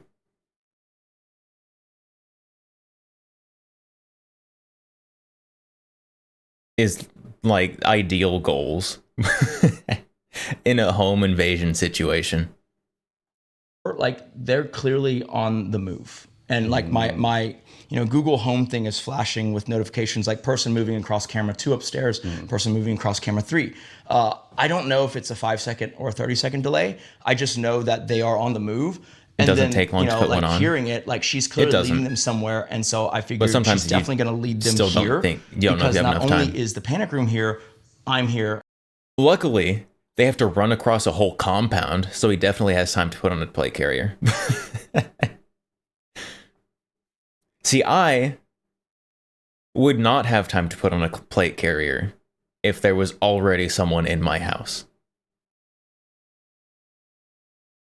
But if I had multiple buildings, then maybe. And she was on the phone with me, right? Okay. So everything that is an out, so to speak, is here. And so with that in mind, and this is the thing, right? Like, full sprint from here to the master is like 2.5 minutes probably. Their whole elapsed time from the door coming down to me shooting the guy is like 4 minutes and 35 seconds. Like, we tell the story and it's like, oh, it sounds like half an hour, but no, it's like less than 5 minutes, right? And it's like, from on the toilet and up. And so I'm at the door, and then I realize, okay. And then luckily, we have these lights kind of like the other place where if you smash the top, they go max brightness because it's the gym, right? Okay. And so the idea, like, luckily I have a little of experience, now that I've seen camera work. I'm like, okay, lighting's like an important thing. So I turn on all the lights here max, and then I run up here and I turn off this whole staircase lights. Okay, so at this point, where are you at this, after you smash the lights? So then I run up and I want to close the lights here so that there's at least some. Oh my god! Yeah. Gotcha. And then, like, as luck would have it, like, I'm coming back down, and then they're like, it's so fast, right? And so then basically it was tough because I knew it's like in the movies it's like, oh, someone's holding your loved one at gunpoint, and it's like, oh, you just take the perfect shot, but like I know enough to know that you can't take that, like that kind of thing. Like I can't, at least. And so, like, I was at least he's aware that his skill level is not that high. Why does the stair look like a Saks building stairs with shoes? Sorry, I didn't mean to cut you off. Yeah. So, because you mentioned something, I'm going to go back real quick. You talked about starting between a shotgun and a handgun, right? So, what made you choose a handgun over the shotgun? I'm kind of leading you into what you're getting at now. So if it was me holed up, I would probably pick the shotgun. But because I'm going to them, one thing, and then the second thing, the more important one, is that she's with them in close proximity. It just felt like that was too much of a blunt instrument. Gotcha. Yeah. And so, my hope was that, like, shotgun logic. I didn't think she would respond if I told her to get down. And so I was like, I need to have a window of actually firing. And so I picked a spot where I thought, there could be some separation. And so they come here, she's here, and she's leading them, right? And she gets to here, and I tell her to get down. And like, I still credit her with acting so she's so cogent and calm that like she gets down immediately. Okay. She just gets all the way down, and then these three, they rush up here, and then they line up briefly. And so I only see what the first guy's doing, right? Like I'm just tunnel visioning on him, and he looks up at me, and like in the moment, like it's all on mute, right? Like stress and adrenaline's at its peak, and so he yells something at me as he's raising his hand holding the gun. And I don't know what that is. I see his mouth moving, and then so I have my gun roughly trained on him. The intense situation deafness.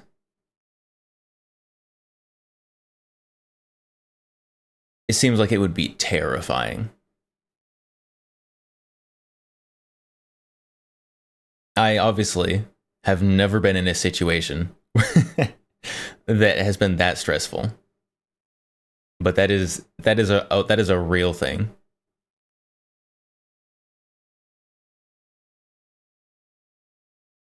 Is the stairway to a gym in his man cave? Why are the steps cluttered up with her shoes? Maybe his man cave starts at the top of the stairs.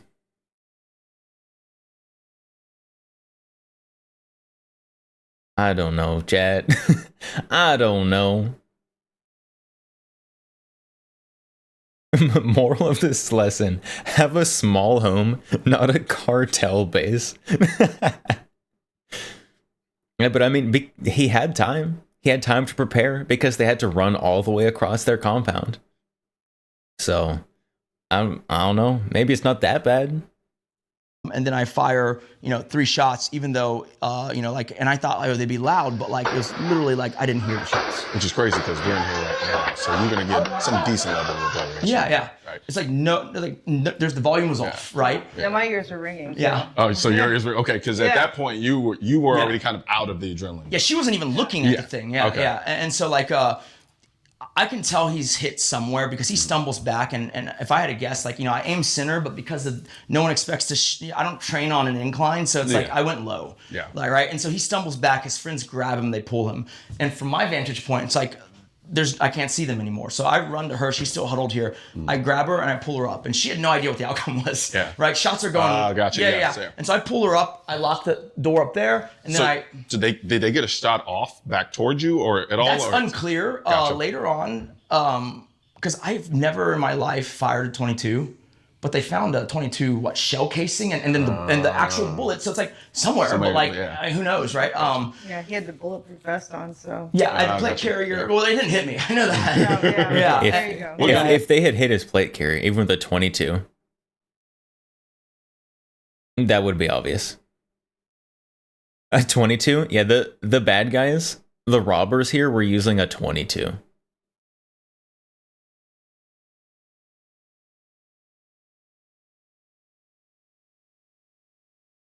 Skill issue. Yeah. What gun was it? It was a Staccato CS. Okay. Yeah. All right. So not a huge gun, but I mean decent capacity. Compact 16, Staccato. 16 plus 1. I mean 15 plus stack, 1. Yeah. So okay. Also, and so at that time when you went to grab it, what was your thought process in terms of grabbing a gun, in terms of thinking through? Like, did you see your sights? Did you have a red dot on it? Did you see the red dot? So forth and so on. Yeah, I have a red dot on all my guns. Basically, it's just easier for me because I it's like not a profession, so it's like I don't have that level of comfort. I want it to be pick up and go. But in that case, like there's a lot of things I don't remember. One is I don't remember turning the safety off. And then one is that I don't remember seeing the dot line up. It was more so like just instinctual. You pick it up, and then luckily muscle memory kicked in, safety off, and then you fire the shots. And that's why I kind of always talk about like when you go he out had and train, enough muscle memory to turn off the safety. Train a little bit of not using your sights, and what I mean is so he's not just point shooting, just drawing, and then just acting as if you're startled and presenting a gun. Because, minimally trained. Like you just talked about, you had a red dot on there, right? And you didn't even remember seeing the red dot, which I think is what's going to happen with most people. And people I've talked to who've been in situations, I've yet to meet one person that said, oh yeah, I had a clear front sight or I had that red dot dialed in on exactly what I was shooting at. It's never ever happened from the people I've talked to. So being able to do that, I think is going to be incredibly valuable. And then so like now you're on the ground, crouched down. So what's going through your head? Because at this point, you know, you're leading them into a situation. You know he kind of knows what's going on to a degree, but you don't know exact. So what's going through your mind at that point? It sounds crazy, but like not that much. I guess the shock, and now it's starting, my head starting to pound more. Gotcha. And so he tells me to hide, and I go to the balcony that we have, and I just huddle there in the corner until the police come. And then as I'm sitting on the balcony, though, I'm thinking like, I don't know if he's dead or not, because I didn't look back, and he went to go guarding the door. Guys, so. Yeah. Okay, because you don't know if they're going to come back. Correct. They yeah. dragged them off. It felt like now with the benefit of hindsight, you see them. They get shot. They never stop running. Right. Like the security camera outside this building shows them coming in, 3 shots firing, them running out like Scooby-Doo villains. They never stop running through the whole property. Every camera's catching them running, and the guy who got shots in shock yelling, just on repeat, I got shot. I got shot. I got shot. You thought he told her to duck? He told her to like duck or get down or something. It's a little unclear whether she actually heard him and followed command, or if she just like fell going up the stairs. So they went out the way they came in. Yeah, like just and then like the guy who got shot stumbles because it's like a little bit of a vault over, and so he stumbles and like leaves he leaves blood all along the driveway, and then he leaves a little pool where he fell over of the thing. But to me, I shot one guy. There's 3 armed guys. They seem pretty determined. I thought for sure they're going to avenge their buddy, or they're going to come for what they were here for, right? And so I was standing guard behind that door, and then this is the call I made to 911. And then like even like as I was saying it, like you because like so this is the part I haven't mentioned as much, but it's like we get swatted a lot. Okay. Like that also is a big risk that comes with the live streaming, right? Because if they can get that instant feedback of I swat the person and I see them being swatted, that's that sends them into overdrive, you know? Like a YouTube thing, you'd edit it out, right? Yeah. It's not, and like so Les like, Peter told me to keep it there. And so it's like honestly, like at times it felt like once a month, and even infrequently, it's at least once every other month. It happens all the time. Crazy. It is. Yeah, that is crazy. It's at a certain scale of live streaming, and like obviously bigger. And there needs to be some kind of legal punishment for swatting.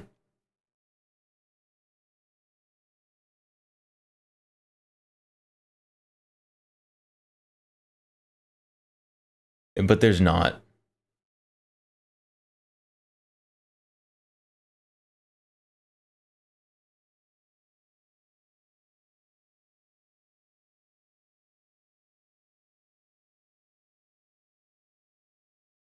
There is. They don't tend to pursue the call as much. So if there is something in place, but it's never enforced, that's just the same as there not being anything in place. There's no practical difference between those two.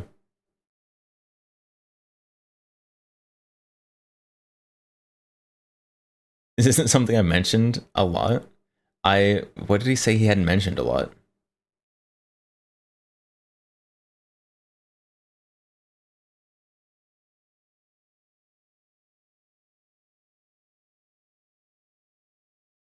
He's talking about 22. Check Discord.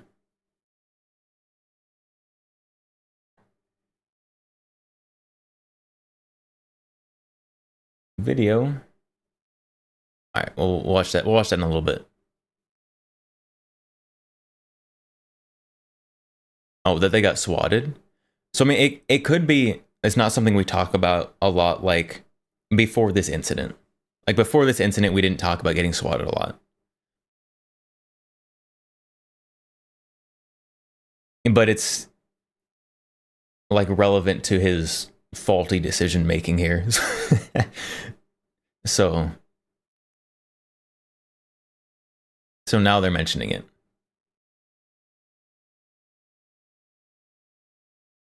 people, it affects them even more. Yeah. It's like, some of them, like, it's like, they have the person, the responder on phone, and then they're just like, we're going to send someone over, just show them your ID, say everything's okay, right? Yeah. That's what it becomes, right? The first time, you're military hog-tied to the floor and guys with guns are swarming the place. Yeah. And then after that, a cop shows up and he just, looks at your ID, asks you a few questions, and it's done, right? So like for me, bumps in the night, if they involved people, they've always been a swatting. And so like my first response actually can't be, imagine in suburbia America, you show up and open the front door with a gun, That's why literally my mind was like, it's fucking dangerous. Shit. Yeah. So it's almost like, historically more dangerous to be like guns out running around the place like a cowboy, right? And so, but in this case, I felt pretty good that it. How are people able to SWAT others free of charge? Because they're not pursued. That's why no one pursues it. You don't believe in for a second? Tim Pool talks about himself less than these people. They are influencers. Influencers talking about themselves. That's just how it works.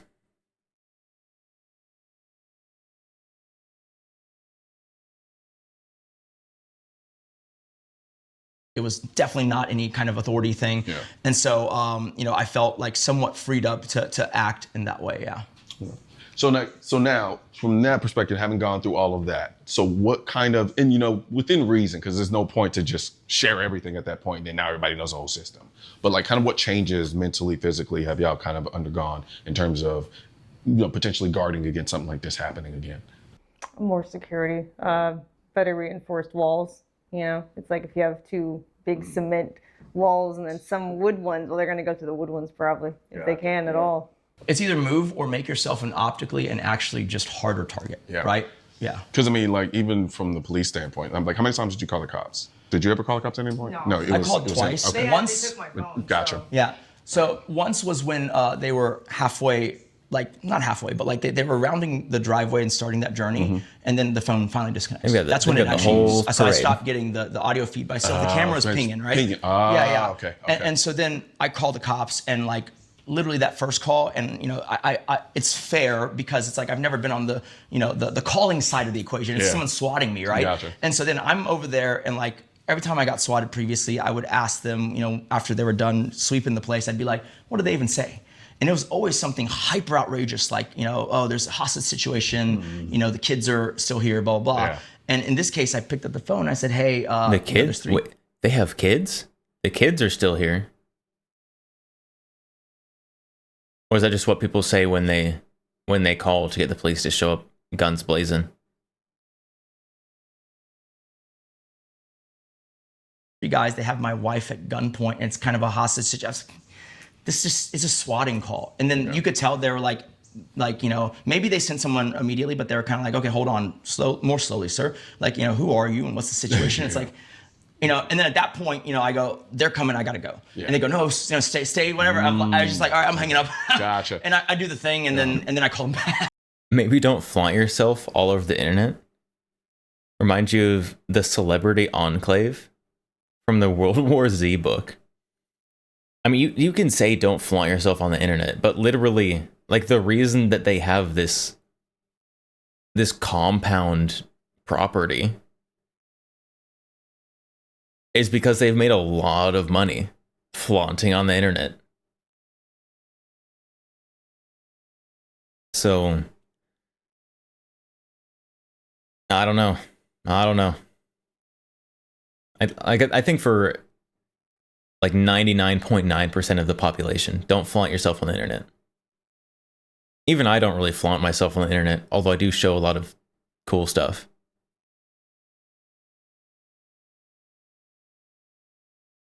At least I think it's cool stuff. But they literally like make their living flaunting on the internet, and they don't make just a little bit of living. They make a lot of money. Yeah. So the reason I asked you that too is the first thing that just went through my head was like, damn, it's like you even if you wanted to wait for cops, you couldn't. You didn't have the time. Right. So that's crazy, and that's something I'm always kind of pointing out. It's like it's not that cops don't want to be there. It's not like they can't be there. They literally can't be there. Yeah. They just can't be there in time. Like even for you, like you were in your bed. Yeah. Like you're not calling the cops. Like there's nothing they're gonna do to help you in that situation. Yeah, and if I was Like, on the phone with the cops, they could have just shot me, right? there's that too. Yeah, I didn't even think about that actually. And like the second call, it was about 8 minutes, so it's pretty fast, right? Like it's like on the scale of it, I think it's pretty fast. Yeah. And like, but this whole thing from her door. 8-minute response time. 8-minute response time in the rich people suburbs. That's pretty good.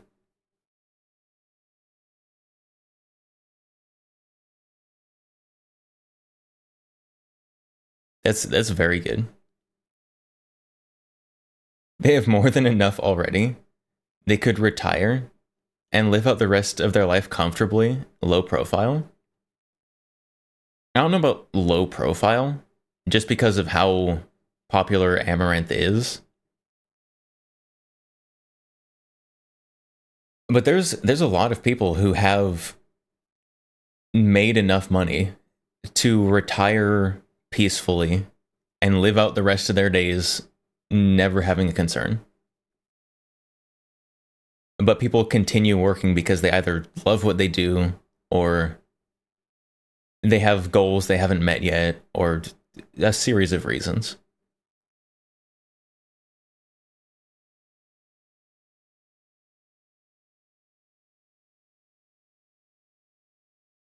Door coming down. If you start the clock at that point, to me shooting the guy, it was like 4 minutes, 30 some odd seconds. So it's like, it's double that time still. That's crazy. And like just walk, like you said, walking that from them getting into there, walking to where she was, then having her come out of here. We're not even factoring in everything that happened on the chair, right? So there's that, and it's still just 4 minutes. Yeah, that's fast. Crazy. It's crazy. Yeah, I think we still have the blood in the bullet holes. A little behind bit, you, yeah. actually. Yeah, there we go. Yeah. The guy getting shot, and then the bullet holes in the wall right here. Well, no, I mean, I really appreciate it because, like I said, very few people are going to go through this, but nobody knows if they're going to go through it, right? So that's why I kind of wanted you guys to kind of walk through it for me so that we can give your side of the story and then people can kind of learn from that. And I know a lot of people thought it was fake, Right. because you were posting it on Twitter and on social media and so forth and and so a lot on. of them said they didn't see the blood until because most of the security footage of me running over here, it was still like in my hair. Gotcha. And so your hair's red. It is red. Gotcha. But then by the time I guess on the balcony, I was like just checking out my own wounds, and then like because I rubbed my head, it started bleeding more. And they brought medical people, so once they reached us, it was like, momentary before the medical people were absolutely on her. But like when me and the first responder turned. Yeah, medical people are going to treat people with head wounds very expeditiously.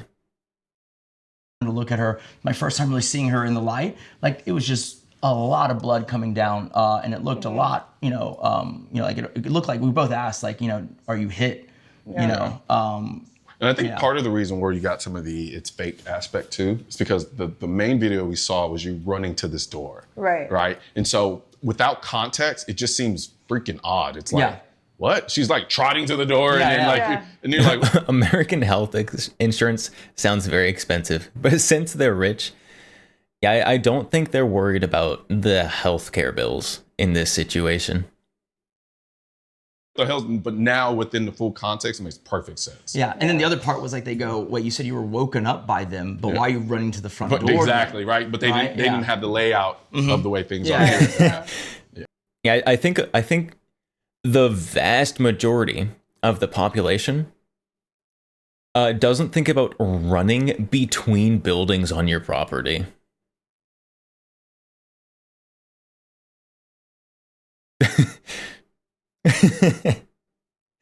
that is not something that's even a consideration for most people. But that's just like their everyday life. Like, yeah, I got woken up, walked across the yard to the other building on my property. Like, it's crazy. It's crazy. Yeah, so someday I'm going to have a property with multiple buildings on it. Except the other building's going to be a personal shooting range. And probably not, but that'd be cool. Well, I really do appreciate you letting us kind of come into you guys' house and just showing the world essentially what happened. And I'm glad you're okay. Thank you. I'm glad you're okay. Thank you. Did your shit. Good shit. Good shit. Like, that was He's a good the hero. shit. I just ran. I was like, I don't know what to do. No, I mean, for a lot of people, like, you know, they don't have, and like you said, it wasn't like you had this planned out in your mind and you had this, but you had some level of preparation, which helped you in that regard, right? For everything that went wrong, enough went right to overcome what went wrong. And so I'm not going to lie to you, play care. I just noticed, what is this style he's got going on here?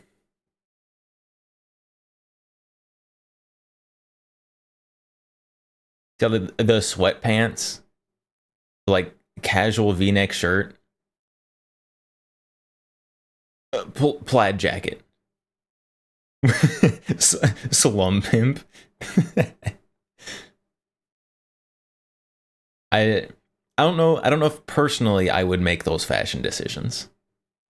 But then again, I also am one of the poors, so maybe I just don't understand. There was some G shit. Yeah, I always thought about doing the same thing, right? So last question, and it might be a difficult one, may not be. If you didn't have access to a firearm, what do you think you would have or could have done? I have no idea. It's almost like because I afterwards, you run the scenario endlessly, and you're like, even in my scenario, I could shave a few seconds off by not getting my gun, right? Yeah. And so it's like, what would I do? Rush over there and then oh, hey guys, I know where it is. That's all you can do. I know where the crypto is. She doesn't know. Let her go. Yeah. If you let her go, I'll show you where, something like that, right? Yeah. But then it ain't great, but I guess it fixes her. Maybe, right? Maybe, because there's three of them. Yeah. If one guy goes with her, Then he's still with her, That's true. That's So actually it's true. I've thought about it. I was like, I have no idea. That was the only path that didn't lead to disaster, it seemed like. Yeah. No, makes sense. Damn, well, fuck, it's crazy. But no, I really do appreciate it. Thank you. Thank you very much, and I'm glad everything worked out as best it could. One thing's for certain and two things are for sure. Politicians and tech giants don't want gun content to be recommended to you. And we're all fighting this culture war together. You can help do your part by liking, commenting, subscribing to the channel, but most importantly, sharing this video with at least one person. Together we can stop the suppression of our 2A rights. And don't forget to click the link in the description section of this video for the products that I mentioned in this video. Oh. I think that is the first Collian Noir video that I've seen in a very long time that didn't have a USCCA sponsorship in it. I was expecting the USCCA sponsorship.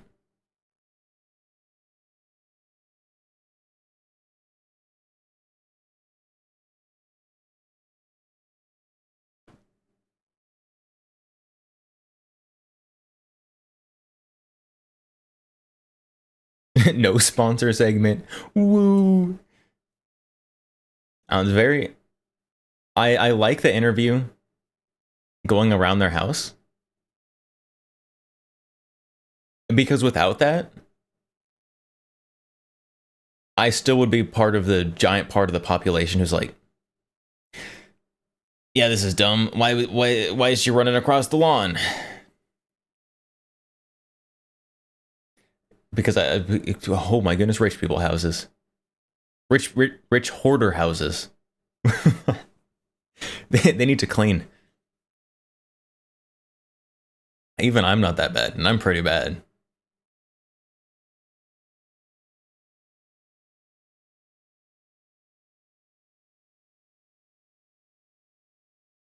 Very, very interesting. Very good interview.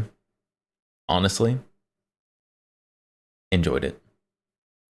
Enjoyed is the wrong word. Found it very interesting.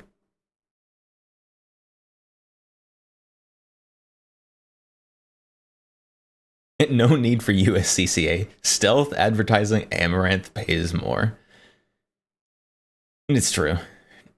Yeah. How many views does this video have? 6 hours, 50,000 views.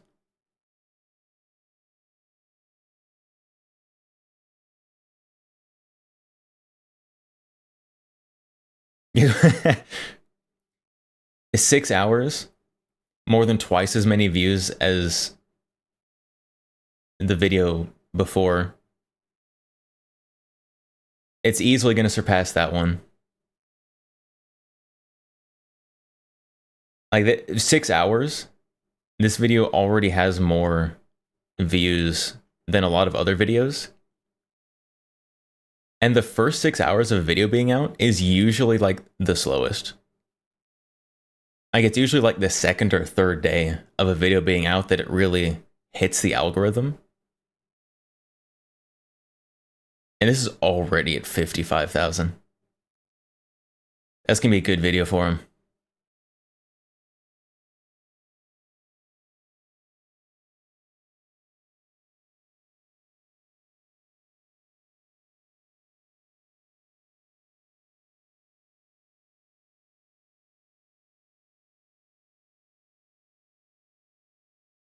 Just got back. Have we seen the Discord video? We have not yet.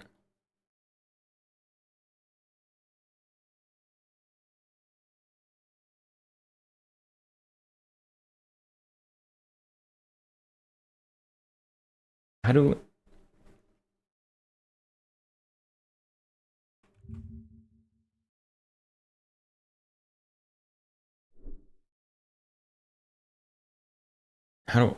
Let me open the video. Okay, media player. All right. Watching this in media player.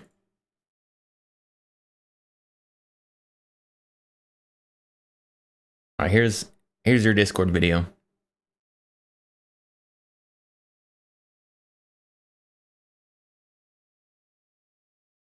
Oh, we got timestamp.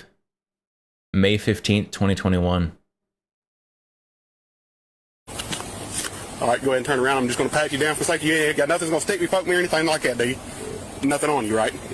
What you got? So you got another one.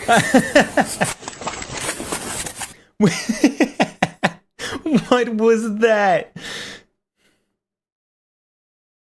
Bro had a 22 AR pistol just stuck in his pants. Oh my goodness. Foot pursuit! Running toward Popeyes! Stop!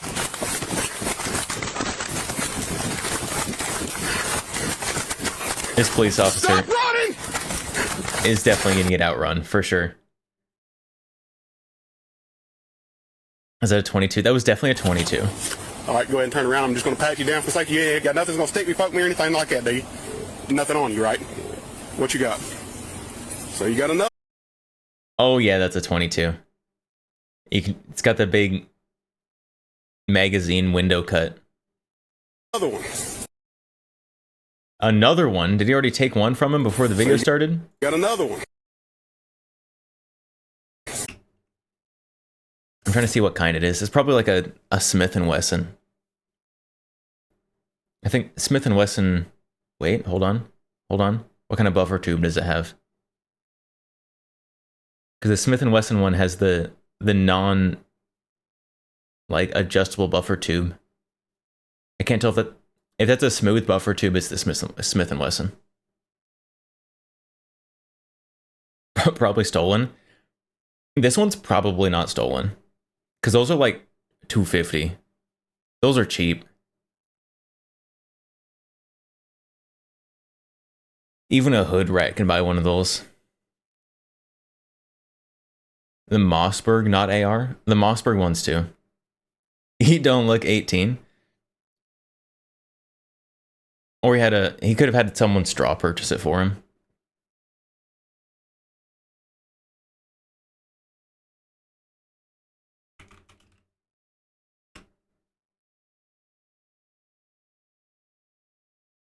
So what is it? The Mossberg 715. So I don't think it's this one. It looks, first of all, no buffer tube. So I don't think it's that one.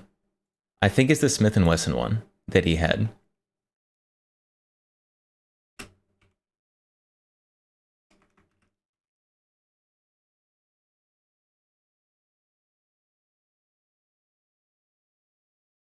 Okay, he probably did not have the Muddy Girl camo one.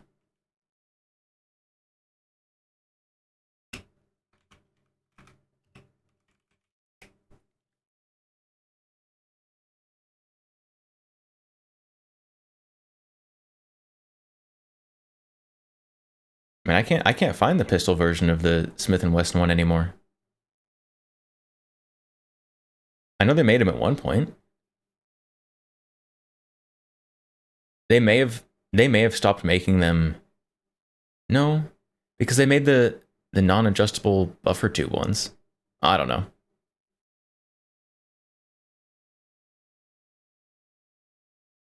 Are those blue raspberry snap caps? Yes. How did you know?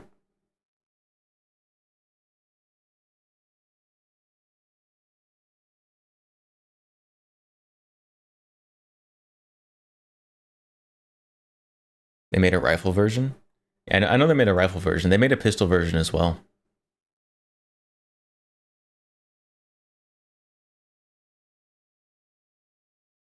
Malworkali hopping off for sleep.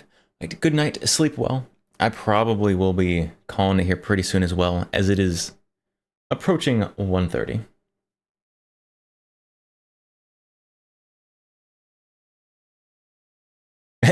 John Wick. I don't know about John Wick. My stuff is way cooler than the stuff John Wick used. At least most of the time. Terran Tacticals are cringe.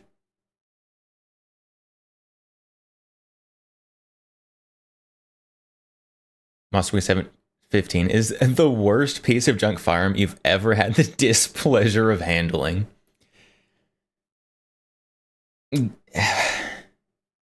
Yeah, I can't even argue with that. I was about to like retort with high point, but I would rather have a high point than the Mossberg 715.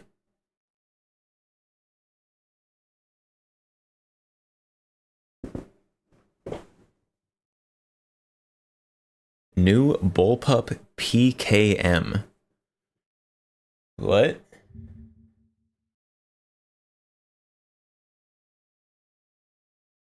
What?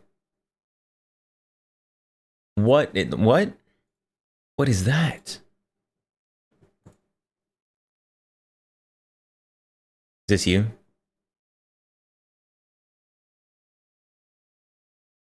Why is it painted like that? The Polish made it.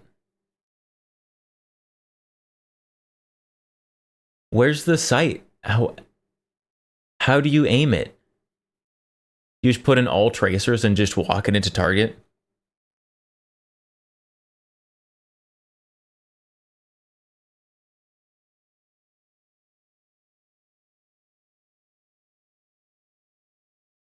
Just tracers. You just hold down the trigger and then just like follow the tracers until you're hitting your target.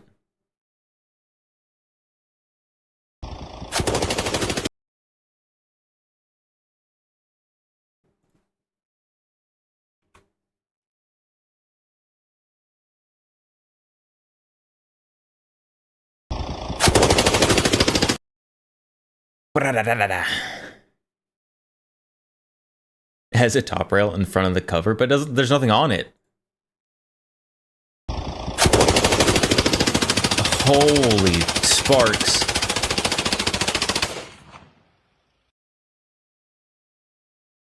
That thing was throwing at least as many sparks as it was actual bullets.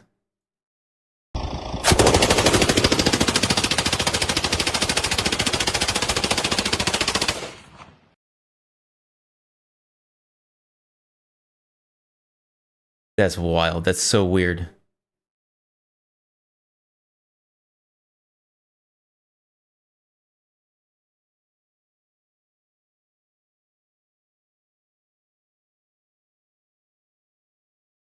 It's such a weird gun.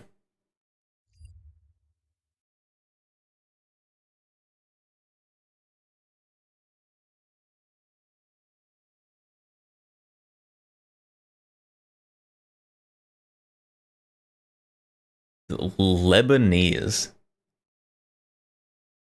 They make guns in Lebanon? In Syria?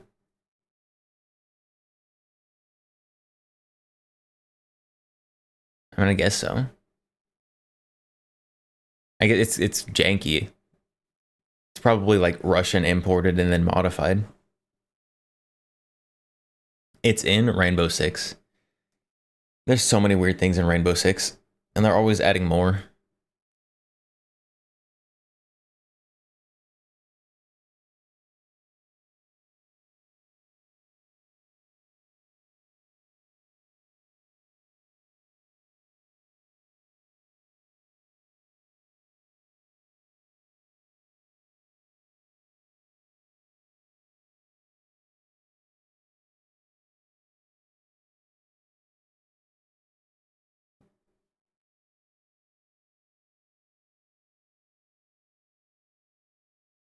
All right, chat.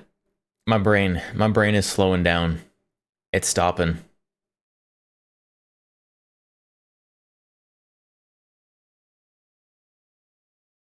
I'm struggling here. It might be about that time of day where I have to go to bed. Partly because I ended stream yesterday at like 2:30 in the morning and had to get up at 7. I had a nap for lunch though, so it could be worse. But we are going to raid out. Who do we raid today? We could.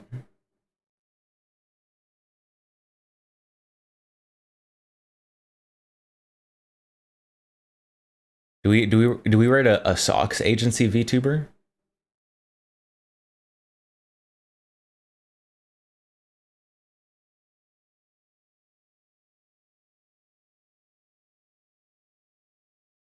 I think we're raiding Socks VTuber, the company that almost made a real VTuber gun, but then backed out.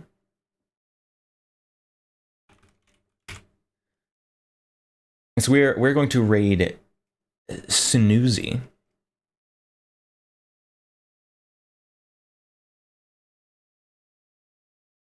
Socks agency VTuber.